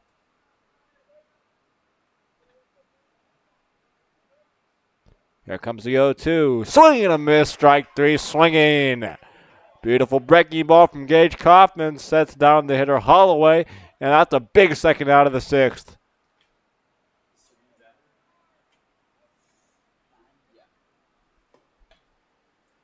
As Grant Davis will pinch hit now. Davis from Dyersburg State Community College in Clinton, Kentucky. He'll be pinch hitting for the left fielder Garner Anderson. Grant Davis was the one who had 3 home runs in Fulton just Sunday or just a few nights ago and against the Duerlers. And for some odd reason, he's not in the starting lineup tonight. I don't think the Duerlers will complain about that. Takes the first pitch for ball 1. But he's pinch hitting now for Garner Anderson. In a big spot. Next pitch by Kaufman. Fouled off third base side. 1-1 the count now.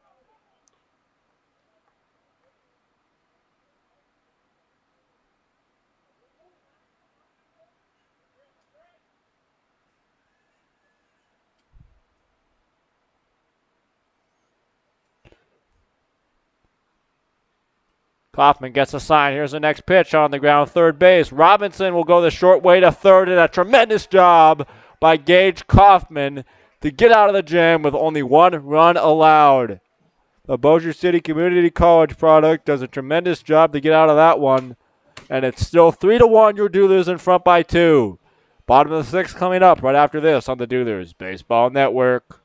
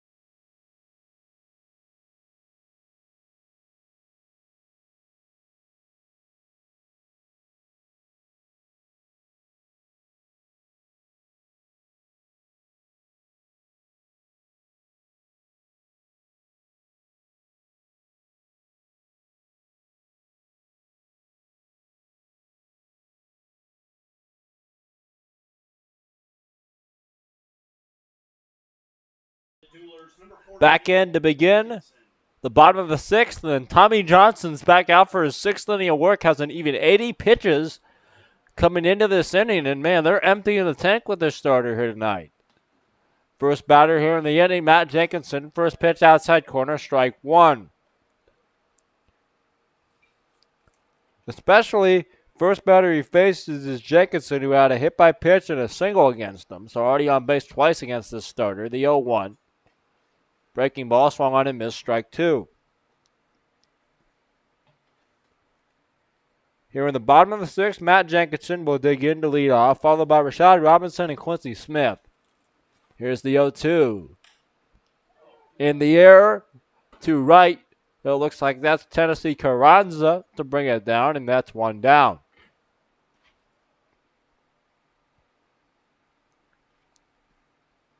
Rashad Robinson now into the plate. Number 7, Robinson. A single and a walk to Rashad's name here tonight so far for the University of Memphis product. So we'll dig in. The right-handed hitter facing the starter, Tommy Johnson.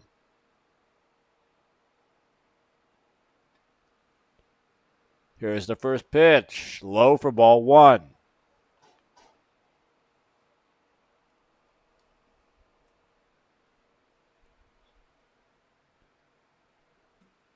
Here comes the 0-1, or the 1-0, excuse me.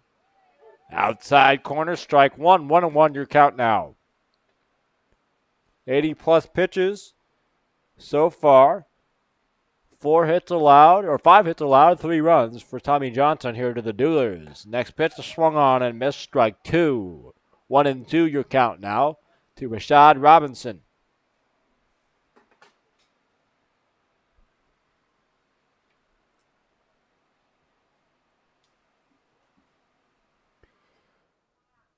Here comes the 1-2. On the ground to third. The third baseman will fire over to first in time to retire Rashad. 2 down now. As the third baseman is now Parker Estes. He will go to third. I believe Braxton Baird will now go to second. Yes, that is the case. Next batter, number 42, Smith.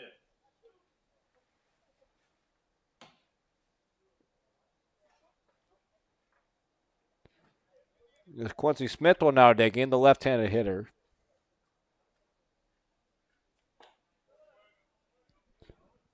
First pitch for ball number 1.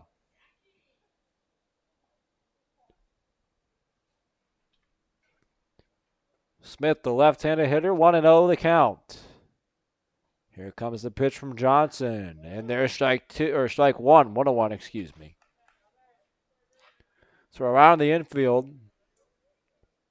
first baseman Holloway, second base Baird, shortstop Cloud, and third base Estes now. Next pitch is low and inside for ball one. It also appears as their catcher is now Wesley Mann into the game, catching as Meyer was pinch hit for by Jake Seconder. This pitch is now fouled off.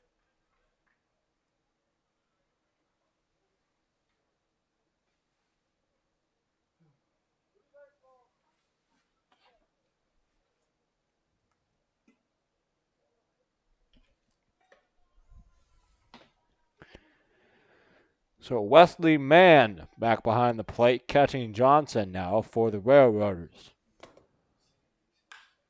The next pitch is lined to center. In comes the center fielder, and it gets past him. He's able to trap it, though, and keep Smith in front. He wasn't able to catch it cleanly on the slide, but able to keep it in front of him. Quincy Smith with a single, and he's on first now with two down. Now batting number 46, Reese. Kelvin Reese to dig in now, the Stillman College outfielder. Grounded out to short with an RBI in the second, and a strikeout looking in the fourth. Third AB of the day for Kelvin. First pitch of breaking ball is inside ball one.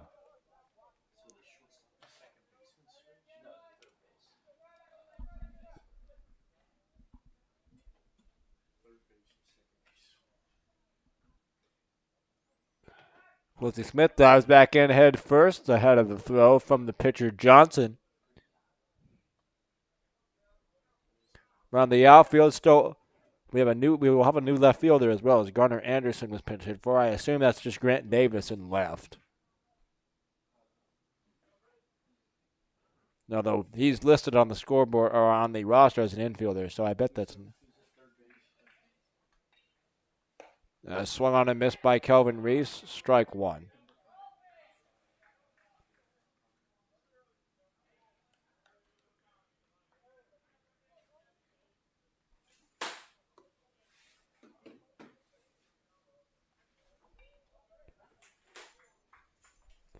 So the next one is fouled off by Reese.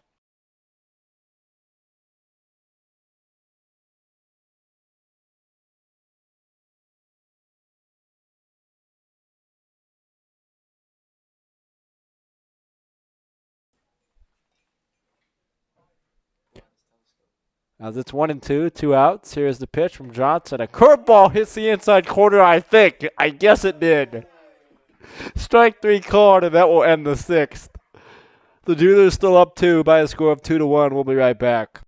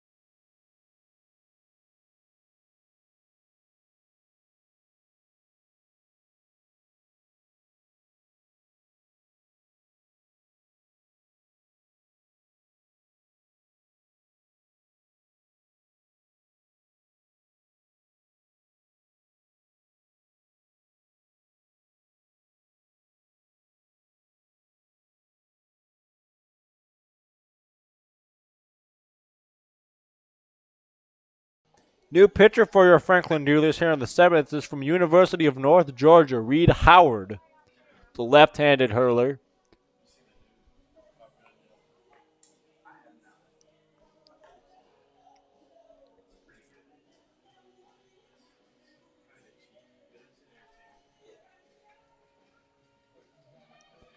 Reed Howard from the University of North Georgia. The final line for the Bossier City Community College product, Gage Kaufman. 1 inning of work, 2 hits, 1 run, 1 walk, and 1 strikeout.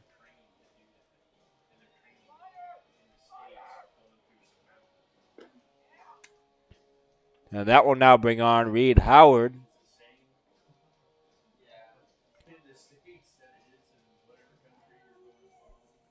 Howard on the year. 1 appearance. Got the win in that 1 appearance. 3 innings pitched, 1 hit, no runs. 3 walks and 5 strikeouts for Reed on the season.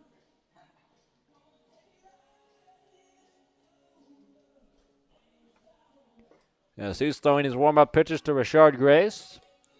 The first batter that will greet him is Aiden Cloud, the shortstop. So 6, 7, and 8 place hitters coming up now for the Railroaders here in the 7th against the left-handed pitcher for the Franklin Duelers, Reed Howard. As Rashard Grace will go out there to talk to him before the inning. Aiden Cloud will be the first to greet Gage Kaufman. Cloud on the day, a fly out to left and a strikeout. Has Reed Howard in to work the 7th for the Duelers. The Duelers are up by a score of 3-1 over the Fulton Railroaders here tonight. First pitch for Reed. A little bit away, ball number 1.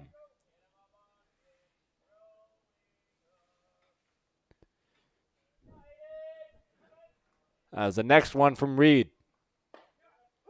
Bottom part of the zone, strike 1, 1-1 the count now. 1 ball, 1 strike. Here comes the pitch from Howard. Lowered in the dirt inside. 2 balls and 1 strike now.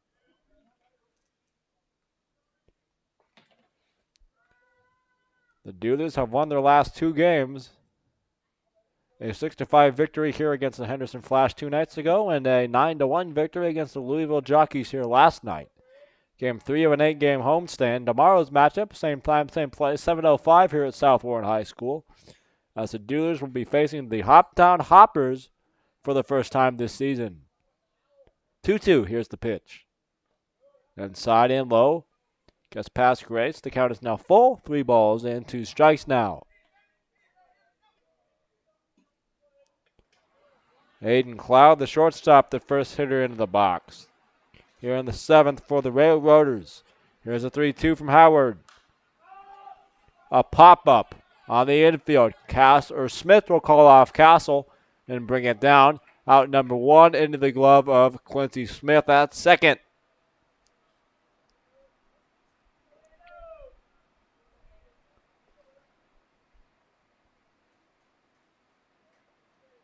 Now batting number 14, Rogers. The next hitter in the box, Landon Rogers. The center fielder from Northwest Mississippi Community College in Oxford, Mississippi. That is where Ole Miss is located. So we got Evans, Jonathan Evans on the Duelers squad. Born and raised in Mississippi as well, in Starkville, where Mississippi State is. And then we got Rogers from Oxford, where Ole Miss is located. As the count is 0-1 on Landon. Next pitch is fouled off to the top of the screen. 0-2. No balls and 2 strikes from Reed Howard, the lefty from the University of North Georgia. In the ball game here for the Duelers. Second appearance on the young season for Reed. Here's the pitch. High and away, ball 1. 1-2 the count now. Howard, the redshirt freshman from Cumming, Georgia. Ahead in the count on Rogers, 1 ball, 2 strikes. Reed will step off, ask for Rashard Grace, his catcher, to go through the signs again. And now we're ready to go. Here comes the 1-2. Swung on in the air. Left side, over goes Rashad Robinson, the third baseman, to give it a look, but it's out of play. Foul ball. Count will hold, 1 ball and 2 strikes.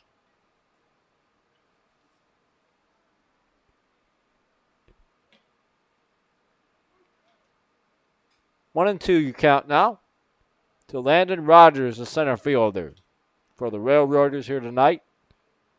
The 1-2 and the dirt ball 2. 2-2. The Duelers 3 runs on 6 hits, no errors. The Railroaders 1 run on 4 hits, no errors.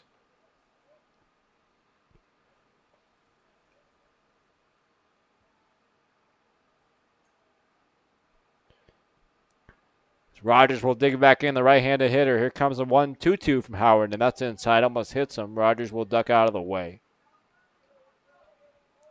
And the count is full now, 3 balls and 2 strikes.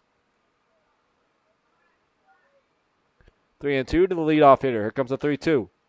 Popped up high in the air. That will be out of play behind the Duerlers dugout, third base side. The Duerlers in the third base dugout here at South Warren. The visiting team here tonight is the Fulton Railroaders, and the first base dugout.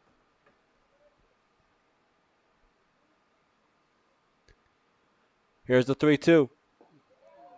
Low and inside for ball 4. A leadoff walk for Reed Howard. And Landon Rogers reaches base. Batter, number 15, Carranza. Tennessee Carranza digging in now. We believe Tennessee has been moved to left, from right to left this past inning on defense due to the pinch hitters that have been occurring here for the Railroaders in the 6th. We'll confirm that with you when we get a chance.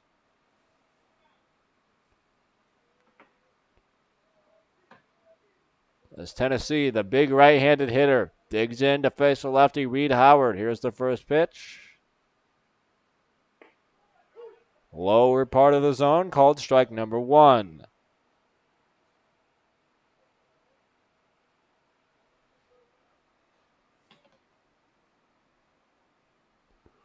One on, one out, bottom of the 7th. Duerlers by 2. That's Howard's pitch. Did he go? Appeal to first, no swing. Or apparently yes swing. He first said no swing and then changed his mind and said yes, which I think is the right call. To me, it looked like he went, as the pitch was inside and almost hit him, but at least the wrist went forward for sure with the bat for Tennessee Carranza. The umpire couldn't really make up his mind at first. And a sarcastic cheer from the Duerlers dugouts.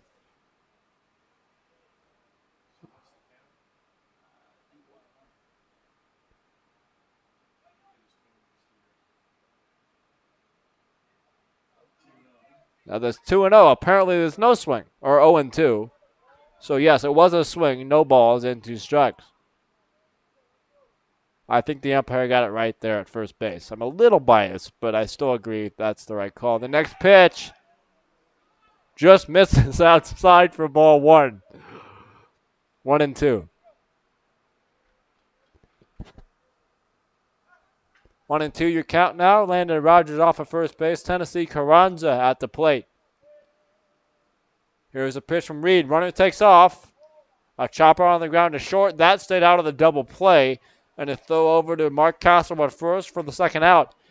Luckily, though, for the Railroaders, they had Rogers on the move because that would have been a tailor-made double play if Rogers wasn't going. But he was. And as a result, a runner on first base with 2 outs now for Wesley Mann, the new catcher.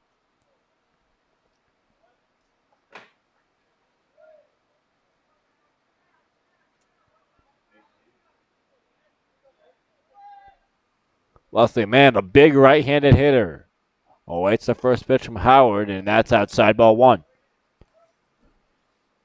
Wesley Mann wearing 24 for the Railroaders. Dyersburg State Community College in Pensacola, Florida, the infielder and catcher. Here's the 1-0. In the air to center. Out goes the second baseman Smith and the shortstop Jenkinson. It will be Jenkinson to make the catch and retire the side here in the top of the 7th. No runs, 1 hit, 1 man left. No errors for the Railroaders. That's still Duerlers 3, Fulton 1. After 6.5, we'll be back with the 7th after this. Stay with us on the Duerlers Baseball Network.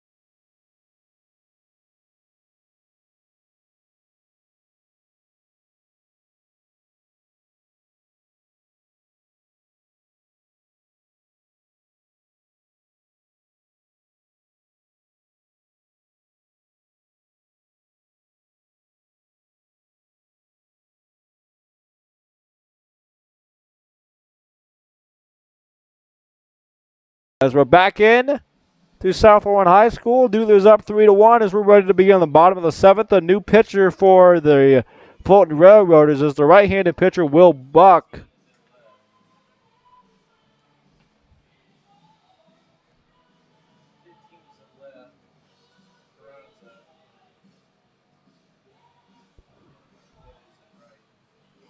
As Buck will toe the rubber for his first inning of work.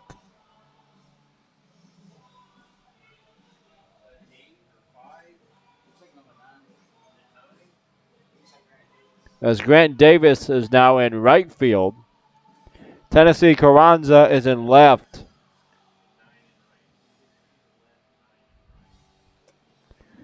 As Will Buck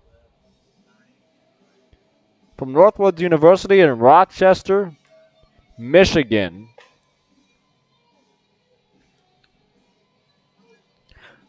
That's the final line of the day for the starter Tommy Johnson for the Railroaders. 6 innings pitched, 6 hits, 3 runs, all 3 were earned, 3 walks, 2 strikeouts on a total of 96 pitches in those 6 innings for Tommy Johnson. Leading off for the Duerlers, number 41, Grace. As Bashard Grace will be the first to greet the newly entered pitcher. He will dig into the batter's box to the right side, the right-handed hitter. Here to open inning number 7.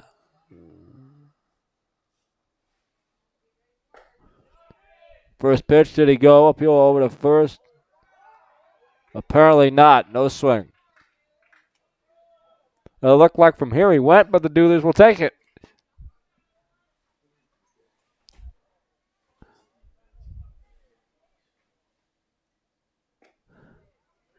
Next pitch, low ball 2.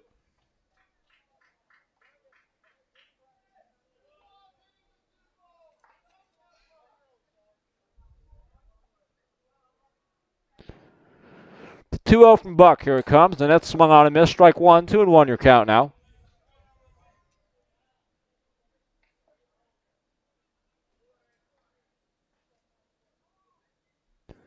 Grace grounded out to short in the first and had an RBI single in the 3rd inning. Next pitch on its way from Buck. Here it comes. Low for ball 3. 3 balls and 1 strike now to the Duerlers catcher.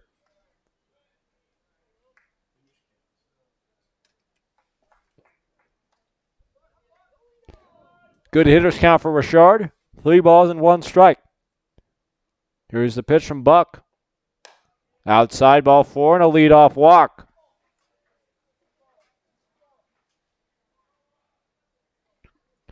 Leadoff walk for the lineup to turn over for your Duerlers.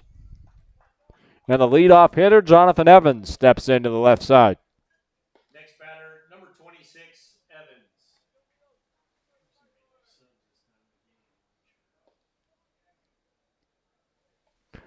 Jonathan Evans had the first home run for the Duerlers this season, a bomb over the toe wall in right field here this evening to lead off the first inning for the Duerlers. Also for Jonathan, a ground out to second and a pop up to third. First pitch in there, strike 1 from Will Buck.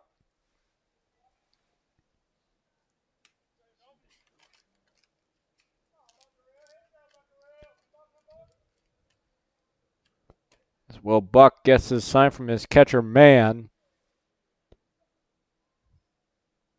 Diaz looks back over at first. Will now step off and fake it throw over to first, as they're required to do that if you step off now.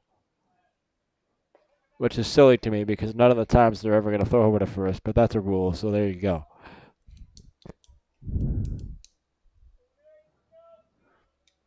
Oh and 1 to a leadoff hitter, Jonathan Evans. Here's the pitch, outside corner, strike 2, no balls, and 2 strikes.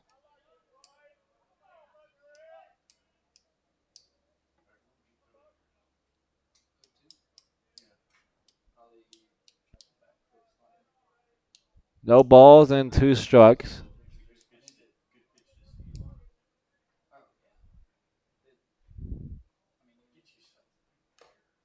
And the next pitch is fouled off. Just got a piece at Evans on the fastball.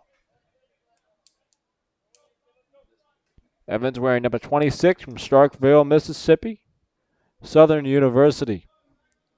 Was hurt most of the season at Southern this past year. Looking to get into a rhythm here this summer with the Duerlers. Had the bomb to lead off the game. No balls, 2 strikes. Buck's pitch. First time out called for and granted by the home plate umpire. Evans will step out.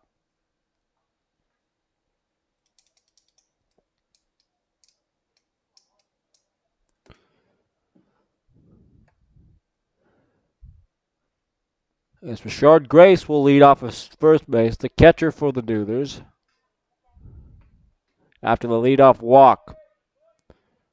Here's another 0-2. Swung on and missed by Evans. He's down swinging for the first out of the game, or first out of the inning rather. And now Jackson Musrock, the DH, will come up to the plate. Next batter, number 21, Musrock. Jackson Musrock DHing here this evening. A walk in the first, a ground out to short in the third, and a pop out to first in the fifth. First pitch, low into the dirt, blocked nicely by Wesley Mann back there behind the plate. 1 ball, no strikes. The Duerlers, 3 runs, 6 hits, no errors. For the Railroaders, 1 run, 4 hits, no errors. 1 out. Rashard Grace on first. Here's the pitch. Spoiled and fouled away first base side. 1-1 the count. Evens it up, 1 ball and 1 strike.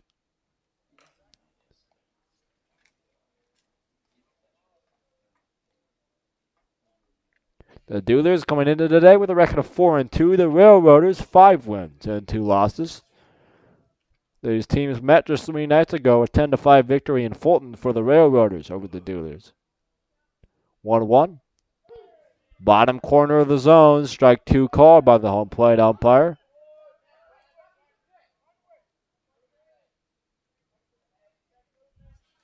Jackson Musrock will dig in. Back from the right side.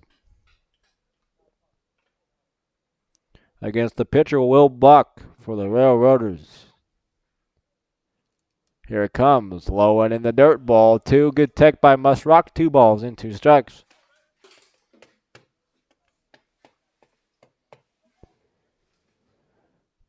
As Will Buck steps off the back of the mound, now back up on the rubber.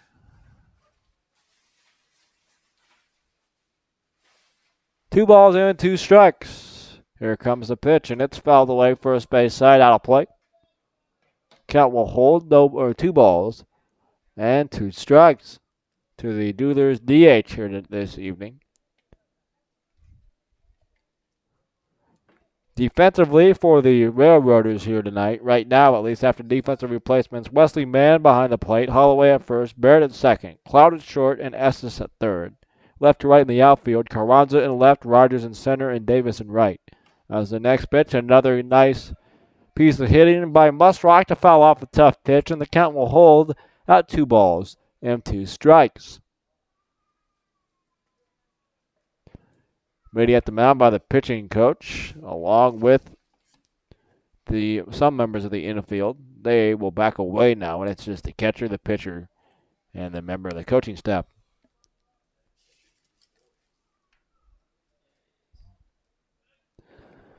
So Duerlers in their home blue uniforms, blue pants, blue tops, blue numerals and lettering trimmed in red. The Railroaders in their road brown uniforms, gray pants, orange numerals and lettering trimmed in white. As Jackson Musrock will dig in now.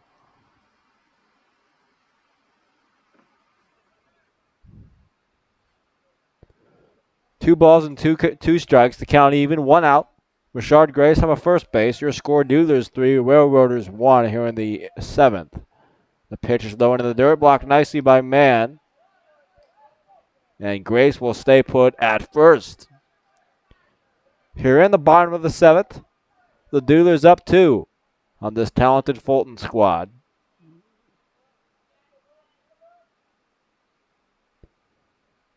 Three balls and 2 strikes, not a full count to the DH Musrock.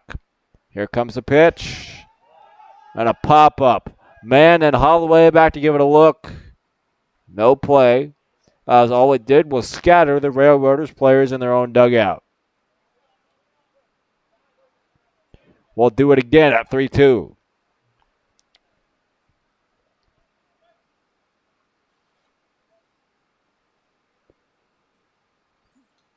As players go back to their positions, the home plate umpire and the catcher.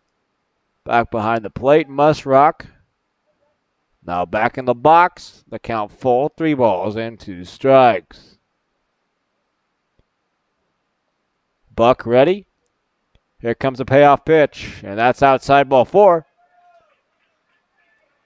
And the Duerlers now have first and second with 1 out.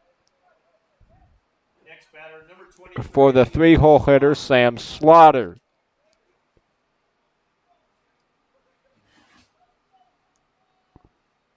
So a walk, a strikeout, and a walk to start the day so far for Will Buck. And Sam Slaughter will dig in, the left-handed hitter. On the day for Sam, a 3-6 double play in the first, a walk in the third, and a single in the fifth. Now back up here in the 7th. First pitch is away for ball 1 to Sam.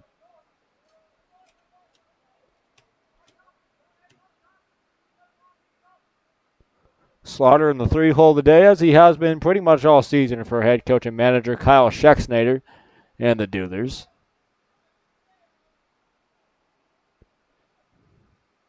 Buck will get his sign from man. First and second, here's the pitch. Foul ball at the plate. Slaughter just got a piece, and it's 1 ball and 1 strike now.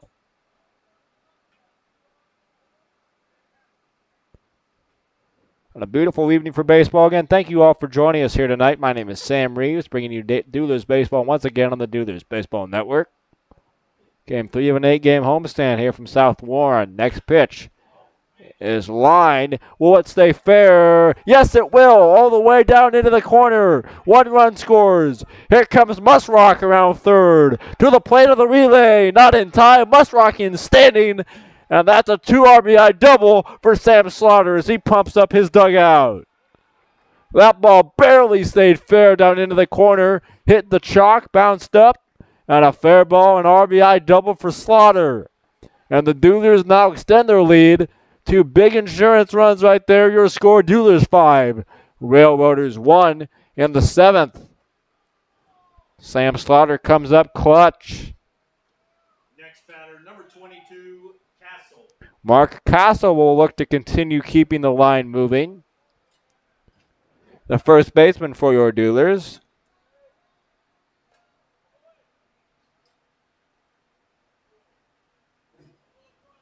Takes the first pitch for strike number 1. Mark on the day. Ground out to short. Out 3 and assisted in the 3rd and popped out to the first baseman in the 5th. Now up for his 4th AB on the day. 0 for 3 so far for Castle. Buck gets a sign. Here comes the next one. Big swing and a miss by Mark on a fastball high inside. 1-1 the count.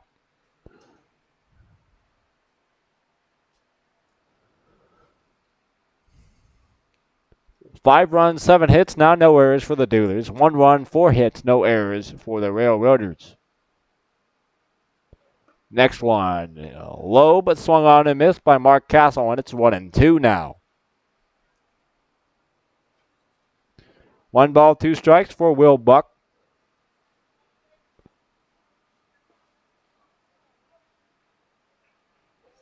As apparently that was strike 3. I was confused. Jacob Hernandez, who's running the scoreboard, was confused. And now Matt Jenkinson will come up. The first pitch is high for ball 1. I could have guaranteed to you that was only 2 strikes to Castle, but apparently it's strike 3. Okay. And now Jenkinson will come up.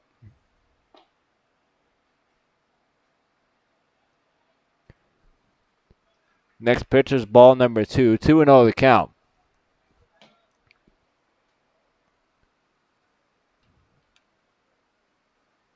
2 balls, no strikes to Matt Jenkinson, the Duelers shortstop. Next pitch swung on and missed on a fastball in the zone. 2 balls and 1 strike now.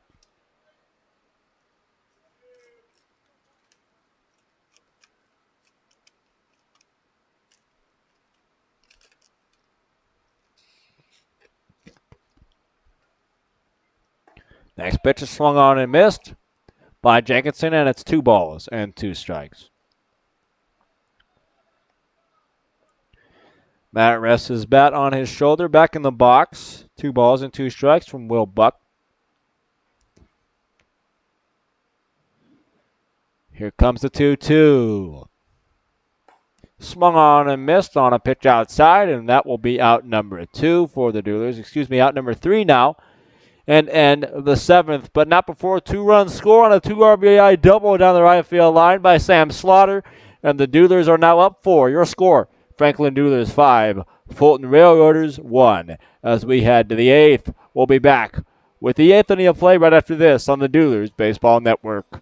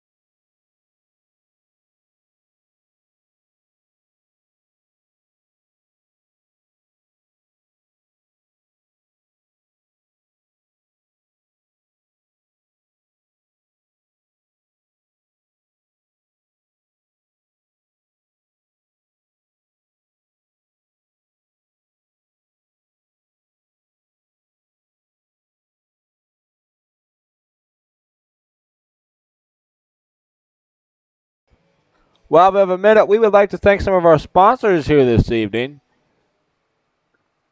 They include El Mazatlan Mexican Restaurant and Grill, located at 1403 Nashville Road in Franklin. El Mazatlan is a proud supporter of your Duelers. Also, Holly J's Bar and Grill in Franklin. You can find them at 1326 Nashville Road. They're available for dining, carry-out, or delivery. We appreciate their continued support of Duelers Baseball. Back in to begin the 8th, Reed Howard back to the mound for the Duelers. The second inning of work. And the first pitch is outside ball 1 from Reed to Parker Estes, who came in to pinch hit for the second baseman, Jorge Bayet, and was now moved to third base. Your Duelers defensively, it appears they're the same as they opened the ball game, with Grace as the catcher, Castle at first, as the next pitch is fouled off third base side. Grace behind the dish, Castle at first. At second is Quincy Smith, shortstop Matt Jenkinson, third baseman Rashad Robinson. Left to right in the outfield is Kelvin Reese, Sam Slaughter, and Jonathan Evans. The next pitch just misses, and it's 3 balls and 1 strike. Parker Estes. Next pitch hits the top part of the zone as Estes started his walk to first. The umpire says, "Not so fast. Turn around and come back, young man," and he will do so.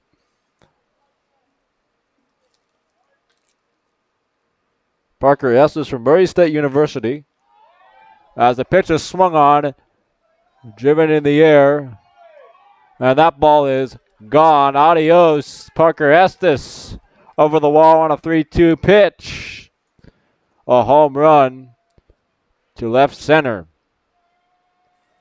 And that will make it now 5-2. How big are those insurance runs on the 2 RBI double by Sam Slaughter right about now?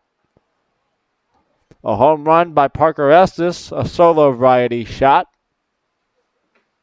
Makes it 5-2 on the 5th hit of the day for the Railroaders.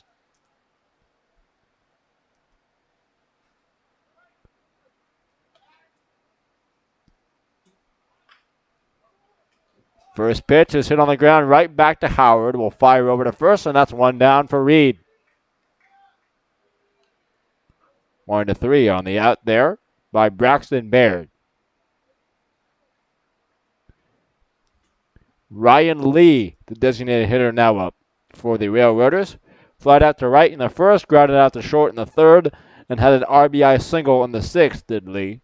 Now batting number 4, Lee. So he'll dig in, the right-handed hitter. First pitch, and there's strike one.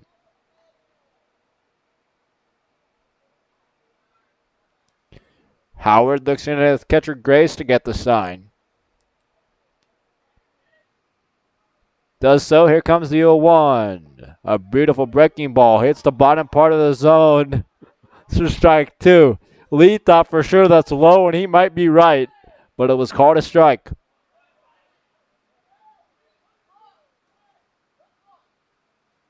0-2.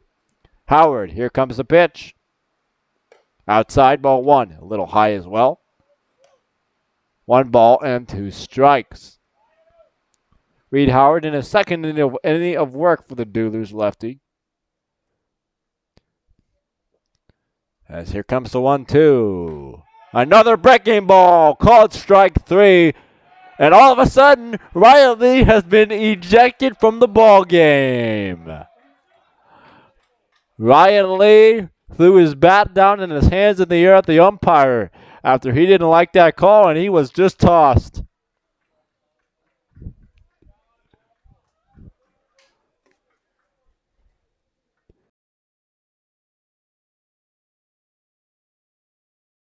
That will be the end of the day and an early shower for Ryan Lee. As the home plate umpire and now having this heated discussion with the manager for the Railroaders, he may get tossed too by the end of this. As the Railroaders dugout is clapping in support, of course they are, as Scott Guyman will now end the discussion and head back to his third base coaching box. And as he does so, he's in a conversation with the third base umpire who's done nothing wrong all night. So, Batting number 22, Holloway. as Brady Holloway will now be the next hitter in the box.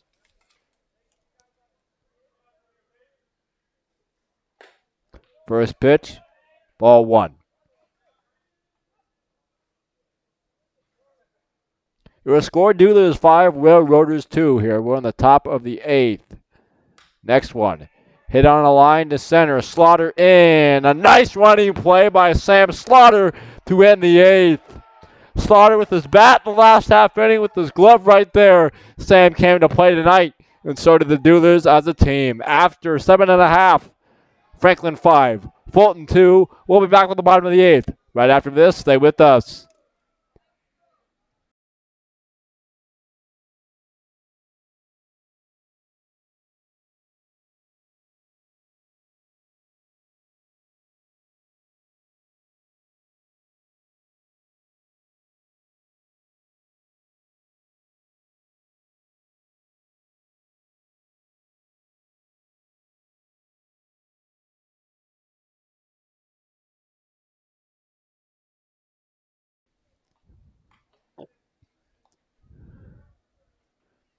While we have a minute, we would like to thank some of our sponsors of Duerlers Baseball this summer. They include El Potrero Cantina and Grill, located at 270 Trotters Lane in Franklin. El Potrero is a proud supporter of the Duerlers. Also, Fairway Independent Mortgage Corporation. If you need mortgage assistance in the Bowling Green area, contact Kellyanne Sanders at 270-421-3157 today. Peekaview Imaging. Whether it's 2D, 3D, or 4D ultrasound, Peekaview is the place to go for your imaging needs. You can find them at 107 Roby Street in Franklin. We appreciate their support of Duerlers Baseball. Sure Stay Hotel Bowling Green North, located at 700 Interstate Drive in Bowling Green. Sure Stay by Best Western is the official hotel of your Franklin Duerlers. If you're coming into town, make sure you check them out.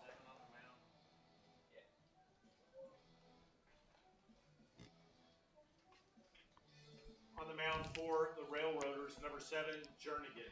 There's a new pitcher for the Railroaders. That is Brandon Jernigan. He came in to pitch against the Duerlers in Fulton 3 nights ago. He's now out there again.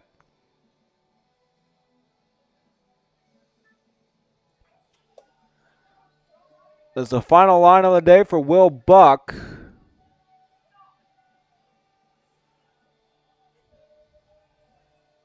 1 inning pitched, 1 hit, 2 runs, both earned, 3 strikeouts, and 2 walks. Leading off for the Duelers, number 7, Robinson.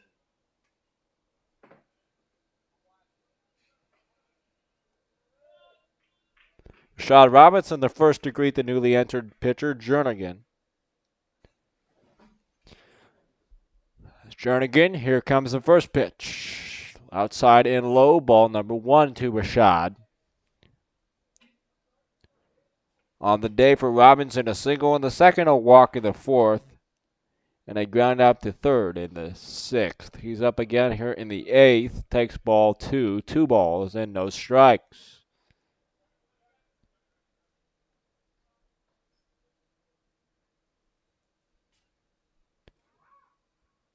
Next one coming high. Good take right there by Rashad. 3 balls and no strikes.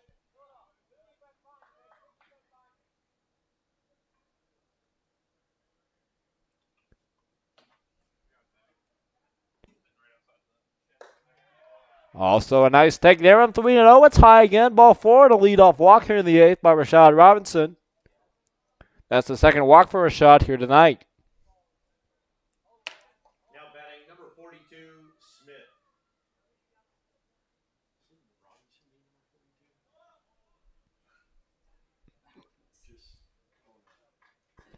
As Quincy Smith will dig in now for the Duelers.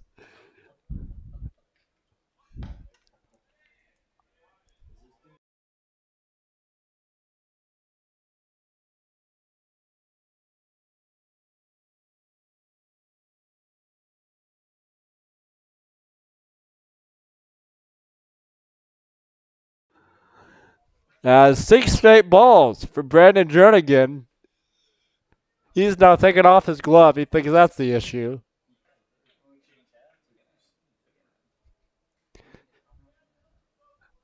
He looks back at first. Robinson looks very runnerish over there. And finally, strike number 1.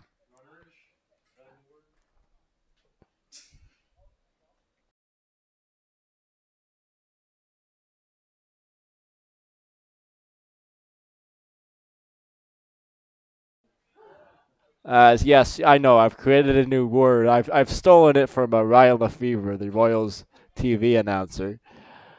He likes to use hitterish and runnerish to describe people that are not very good hitters and or runners, and if they look like they're going to steal a base. So that's what I'm going to do for Rashad Robinson, although he's actually fast over there at first. So I don't want that to be a slight to Rashad over there. He just looks like he might take off, is my point. And the count is 3-0, and they still can't find the strike zone. A new hitter, Tran Dorsett now for the Duelers. Up to bat for the Duelers, number 8, Dorsett. After Smith was put down.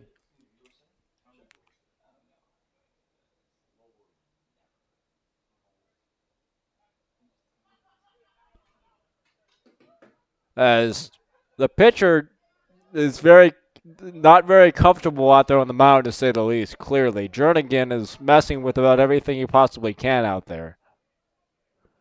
And we'll look back at Robinson. And now throw back there, and it's off the glove of the first baseman. Robinson takes off for second, and he's in there steadied up. Nothing can go right for the Fulton Railroaders right now. Nothing at all. And Robinson about went to third when Jernigan wasn't paying attention. The shortstop Cloud had to say, hey, heads up, he might go. And then Robinson decided to turn on the brakes and go back to second.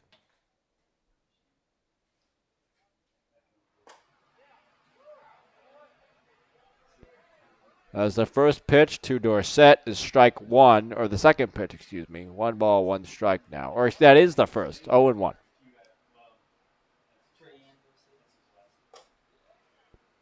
Next one in there, strike 2, 0-2 the count now.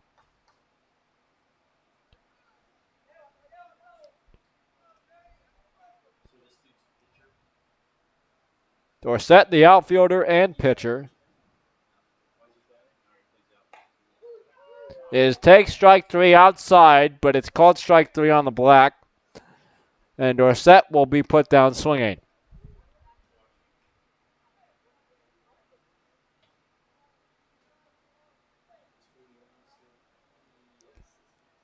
Now batting number 41, Grace. As Richard Grace will come up now.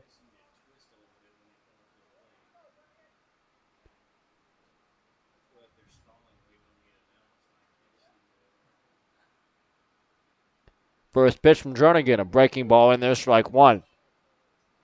That was the best pitch Brandon Jernigan has thrown all day, by far. A nice breaking ball catches the zone for strike one to Richard Grace, the Duelers catcher tonight.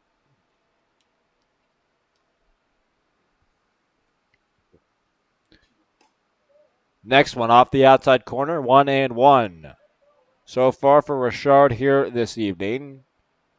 Grounded out to short in the second, an RBI single in the fourth, and a walk. And inning number 6. Or 7, excuse me. A breaking ball or a slider looks like maybe hung low for ball number 2. 2 balls and 1 strike now to Richard Grace.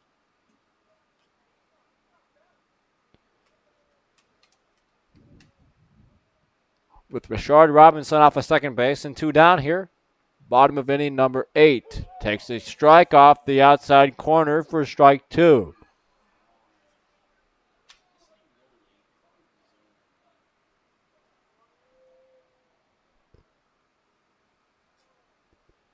No, or 2 balls, 2 strikes. Jernigan to Richard Grace. Here's the pitch.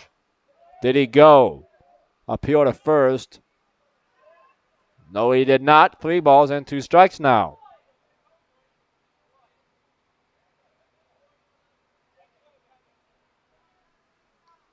Three and 2 to Richard.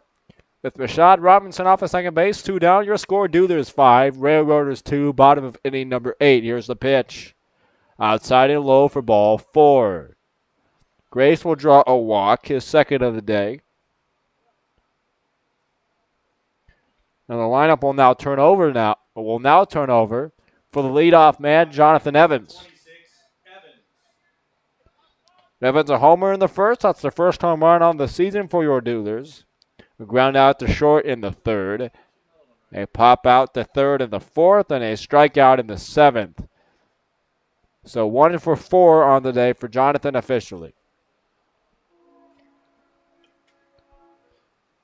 As the train horn goes off, maybe that's to sign the Railroaders. It's time for them to go home. We'll see. As we're getting close. There it is again. As the first pitch is a breaking ball to Evans, strike 1.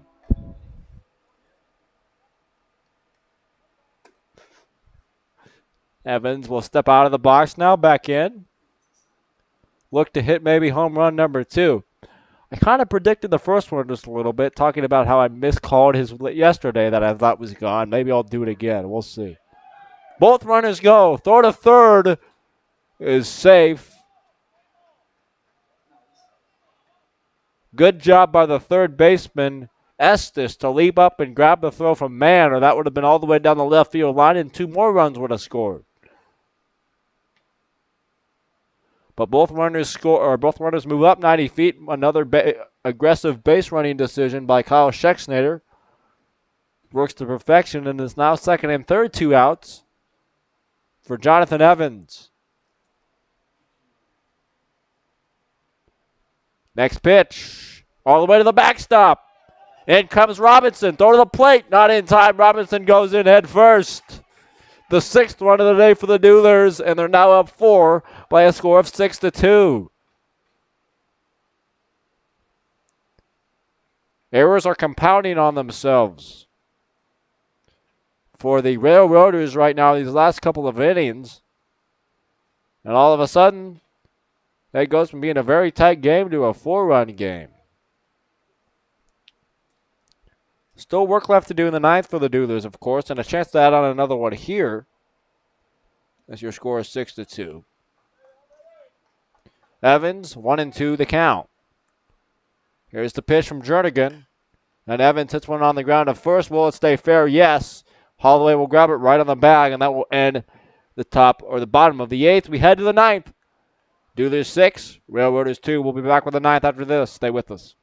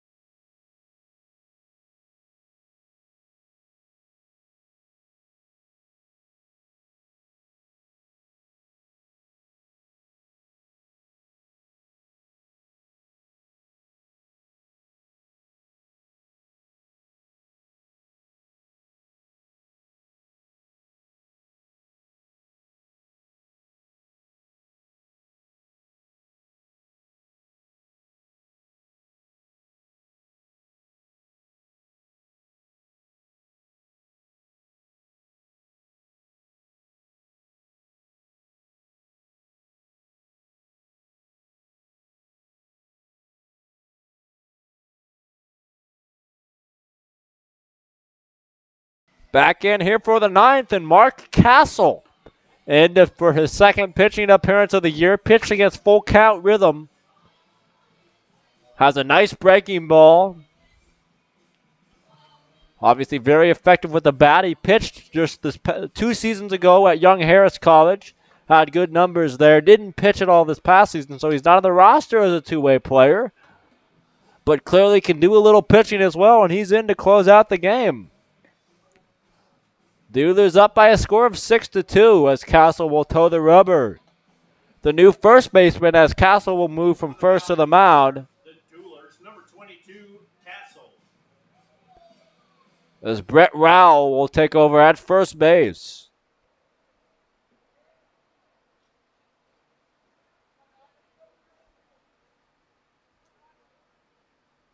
Leading off for the Railroaders, number 9, Davis. The first batter Mark Castle will face will be Grant Davis, who came in a pinch hit for Garner Anderson in the 6th. And grounded out to third baseman Rashad Robinson unassisted to the third base bag. First pitch by Castle, bottom of the zone, strike 1. The Duelers, 6 runs, 7 hits, no errors. The Railroaders, 2 runs, 5 hits, no errors. Next pitch from Mark Castle, a little bit away, 1-1 your count.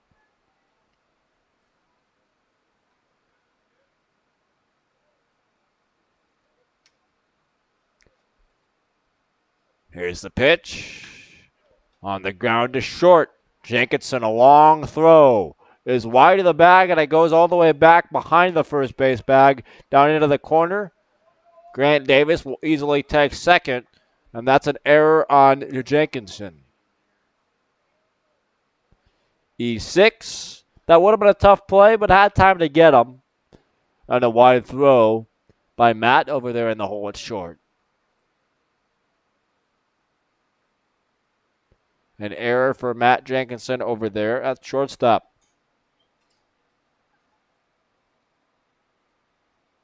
Next batter, number 3, Cloud.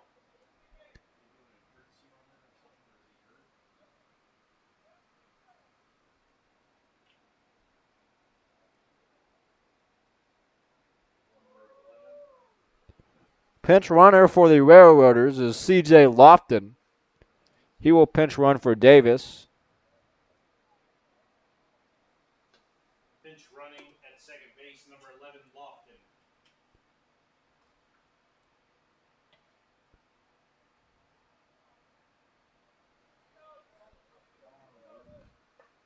As the next hitter into the box will be Aiden Cloud.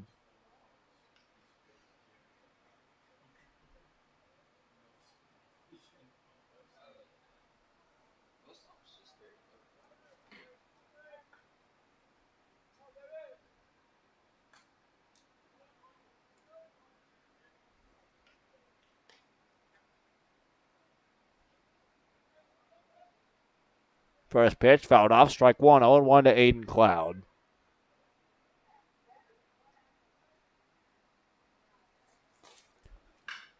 The next one is blasted to left As Dorsett brings it in, throw to the plate, it's close. He's safe as the ball was dropped by the catcher.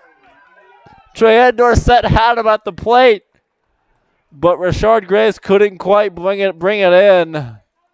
And a run scores. It's all of a sudden 6-3 now on the RBI double. Now batting number 14, Rogers. As Rogers will now dig in.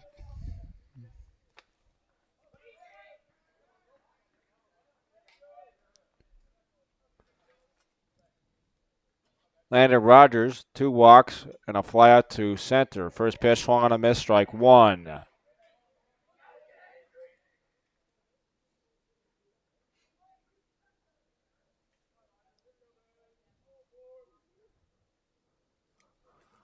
Nobody out, man on second. Here's the pitch by Castle, low and away, ball 1. We're here in the 9th inning from South Warren High School. Duerlers by 3, 6-3. Mark Castle on the mound for his second pitching appearance on the season. Man on second, Aiden Cloud.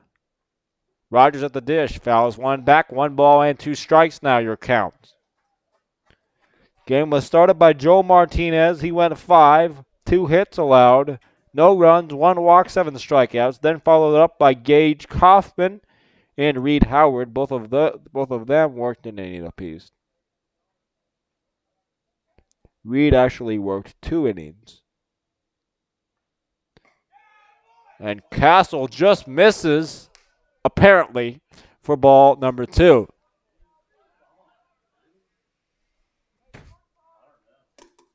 I would like to tell you where exactly that missed, but I can't because I don't know. 2 balls and 2 strikes. As the pitch from Castle is on its way. Shot third base side foul. On a breaking ball. As the count holds 2 balls and 2 strikes. Defensively for your Duerlers, Rashard Grace at catcher. Brett Rao at first. Quincy Smith at second. The next pitch inside, ball 3, full count. Jacobson at short. Robinson at third. Left fielder Treyan Dorsett. Center fielder Sam Slaughter. Right fielder Jonathan Evans. Mark Castle needs a good pitch here on 3-2. Timeout is called. I don't know how you can call time that late. He was already in his delivery, in his motion, but time was granted by the home plate umpire.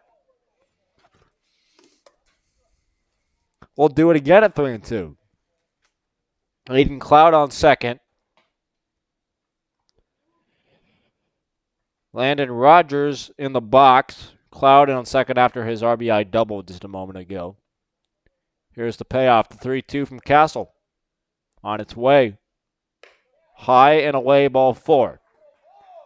And a walk for Landon Rogers. Things are all of a sudden getting interesting here at South Warren. We'll have a pinch hitter now, it appears. It looks like that's Kyrie Tribble. The tying run at the plate is pinch hitter Kyrie Tribble wearing number 17. Number 17, Tribble. From Greenfield, Tennessee, and Berea College, the outfielder.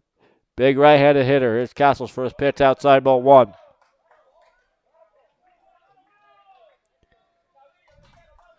I would expect a mound visit here from pitching coach Jacob Snyder sooner than later if things continue like they are for Castle on the mound. Here's the next pitch. Swung on and missed on a fastball. Strike 1. Castle evens it up, 1 ball and 1 strike.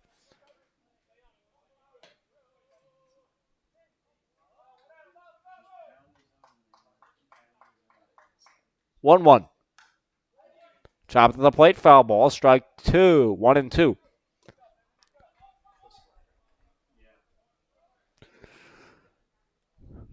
Mark Castle ahead in the count now on the pinch hitter Kyrie Tribble. Runners on first and second. Nobody out. 6-3 Duerlers. Here's the pitch. High and away. Nice grab out there by Rashard Grace. Save 2 runners from advancing, and that's a big grab back there. Count now even. 2 balls, 2 strikes to Tribble. Castle gets a sign. Here it comes. Pitch just fouled back. Count holds it 2-2. It's nervous time for your Duelers here in the ninth. Up by 3, but the tying run is at the plate with nobody out. In the hands of Kyrie Tribble.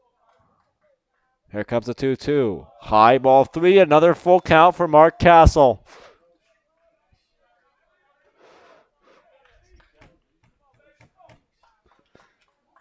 South Warren is getting a little tense. At least it is up here in the press box. I can tell you that much. As timeout is called by Tribble and granted by the home plate umpire. Castle's already ready to roll and now will step off the rubber. Now back up on it. 3 balls, 2 strikes. Here's the pitch.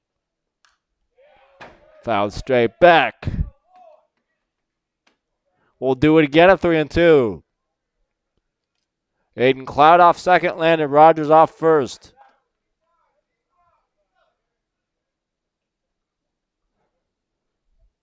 Here's the 3-2. And there's strike 3 called. Tribble goes back to the dugout, and that's a huge out number 1 on strikes for Mark Castle. Man, that's huge out there on the mound by Castle. Now batting number 24, Mann. And Wesley Mann will step up now.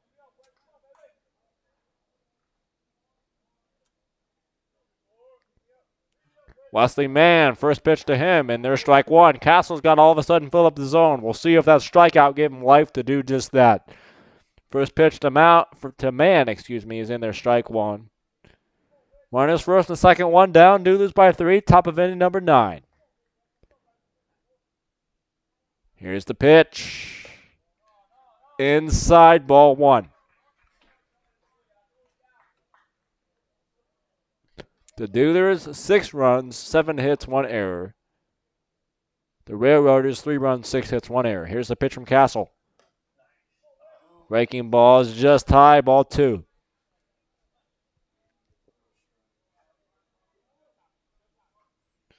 Two balls, 1 strike to Wesley Mann, the catcher. Here comes the 2-1. Inside, ball 3. 3 balls and 1 strike now.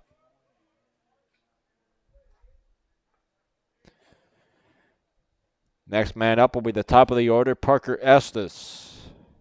Man, the 9-hole hitter, 3-1 the count. Here comes the 3-1. Popped up. Out of play off the press box roof, and the count will hold at 3-2.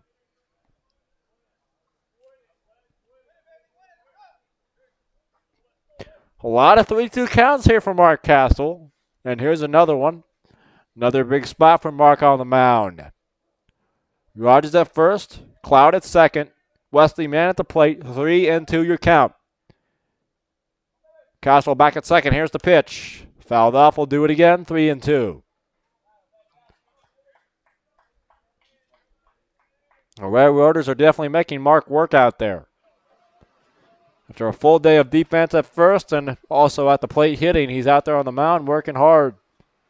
3-2. Here's another payoff. On the ground is short. Jacobson to second, 1. And no throw by Smith to Rowell at first. But the second out is recorded.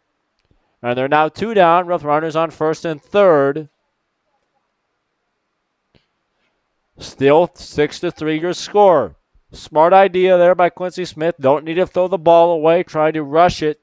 Got the out at second. And now runners on the corners with 2 outs to Parker Estes.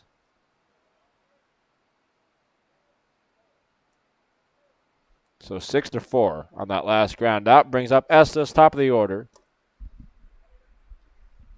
First pitch by Castle is outside, ball 1.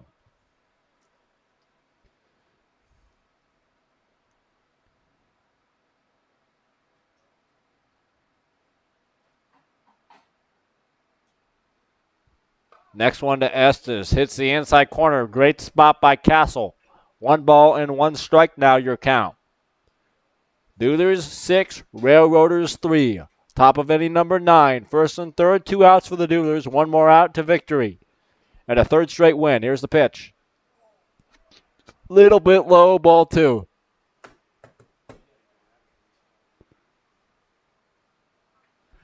It's a tying run. Parker Estes at the plate, and last time up, I don't want to say it, but he hit a home run. If he does that again here, the game is tied. Here's the pitch. Inside ball 3. 3 balls and 1 strike.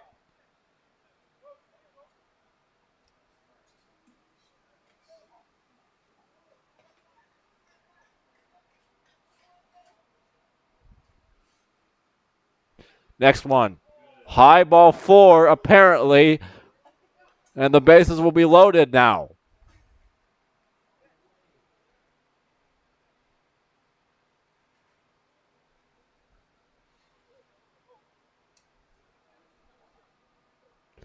Two outs, bases are loaded, and Braxton Baird will come to the plate now. And Jacob Snyder, the pitching coach, will head out there to talk to Mark Castle with the bases loaded and 2 down here in the 9th. The score is 6-3. As Jacob, on staff at Southern University, chatting with his pitcher Mark Castle in a big spot here, bottom of inning number 9. The hitter up will be Braxton Baird for the Railroaders. Baird with a strikeout looking in the first. A ground out the second in the 4th. And the 6th, a ground out to second as well. And 2 ground outs in the 7th and 8th for Baird. 0 for 5 on the day for Baird so far.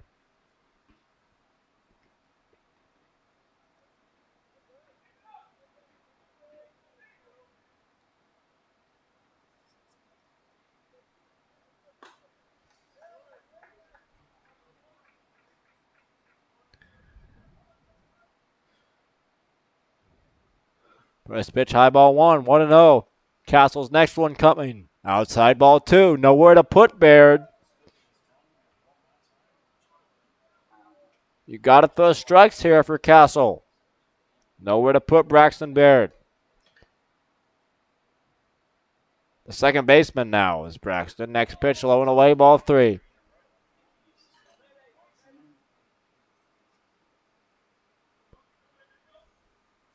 A lot of nervousness here at South Warren High School for the Duerlers, clinging to a 6-3 lead, but the bases are loaded here in the 9th. Braxton Baird at the plate, 3-0 from Castle. High ball 4. Walked in a run. All of a sudden now the tying runs in scoring position at second base.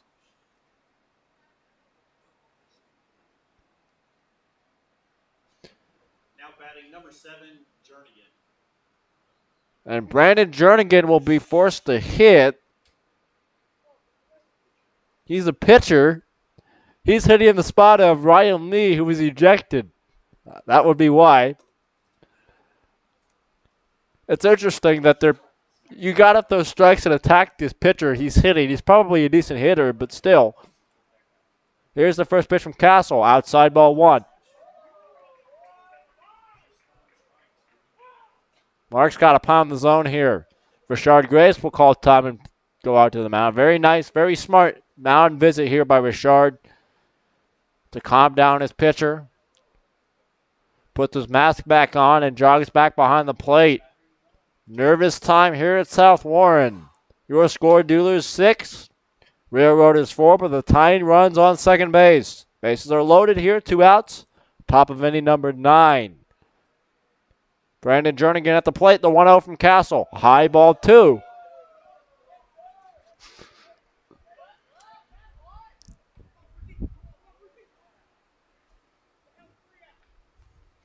Mark Castle gets his sign. Here comes the 2-0. In there, bottom of the zone, strike 1. That's a good spot there from Mark.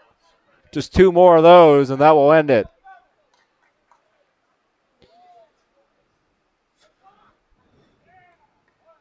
Jernigan will step out, readjust his batting gloves. And now back in the box. Brandon Jernigan, the pitcher, a chance to be a hero. Here's the 2-1. Fouled straight back. 2-2 now. 1 strike away is Castle.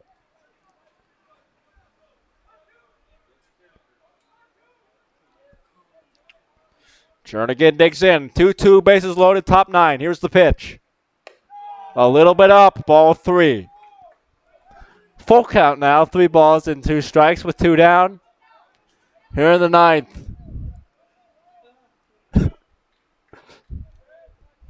Jernigan digs back in, the right-handed hitter. Here comes a pitch from Mark Castle.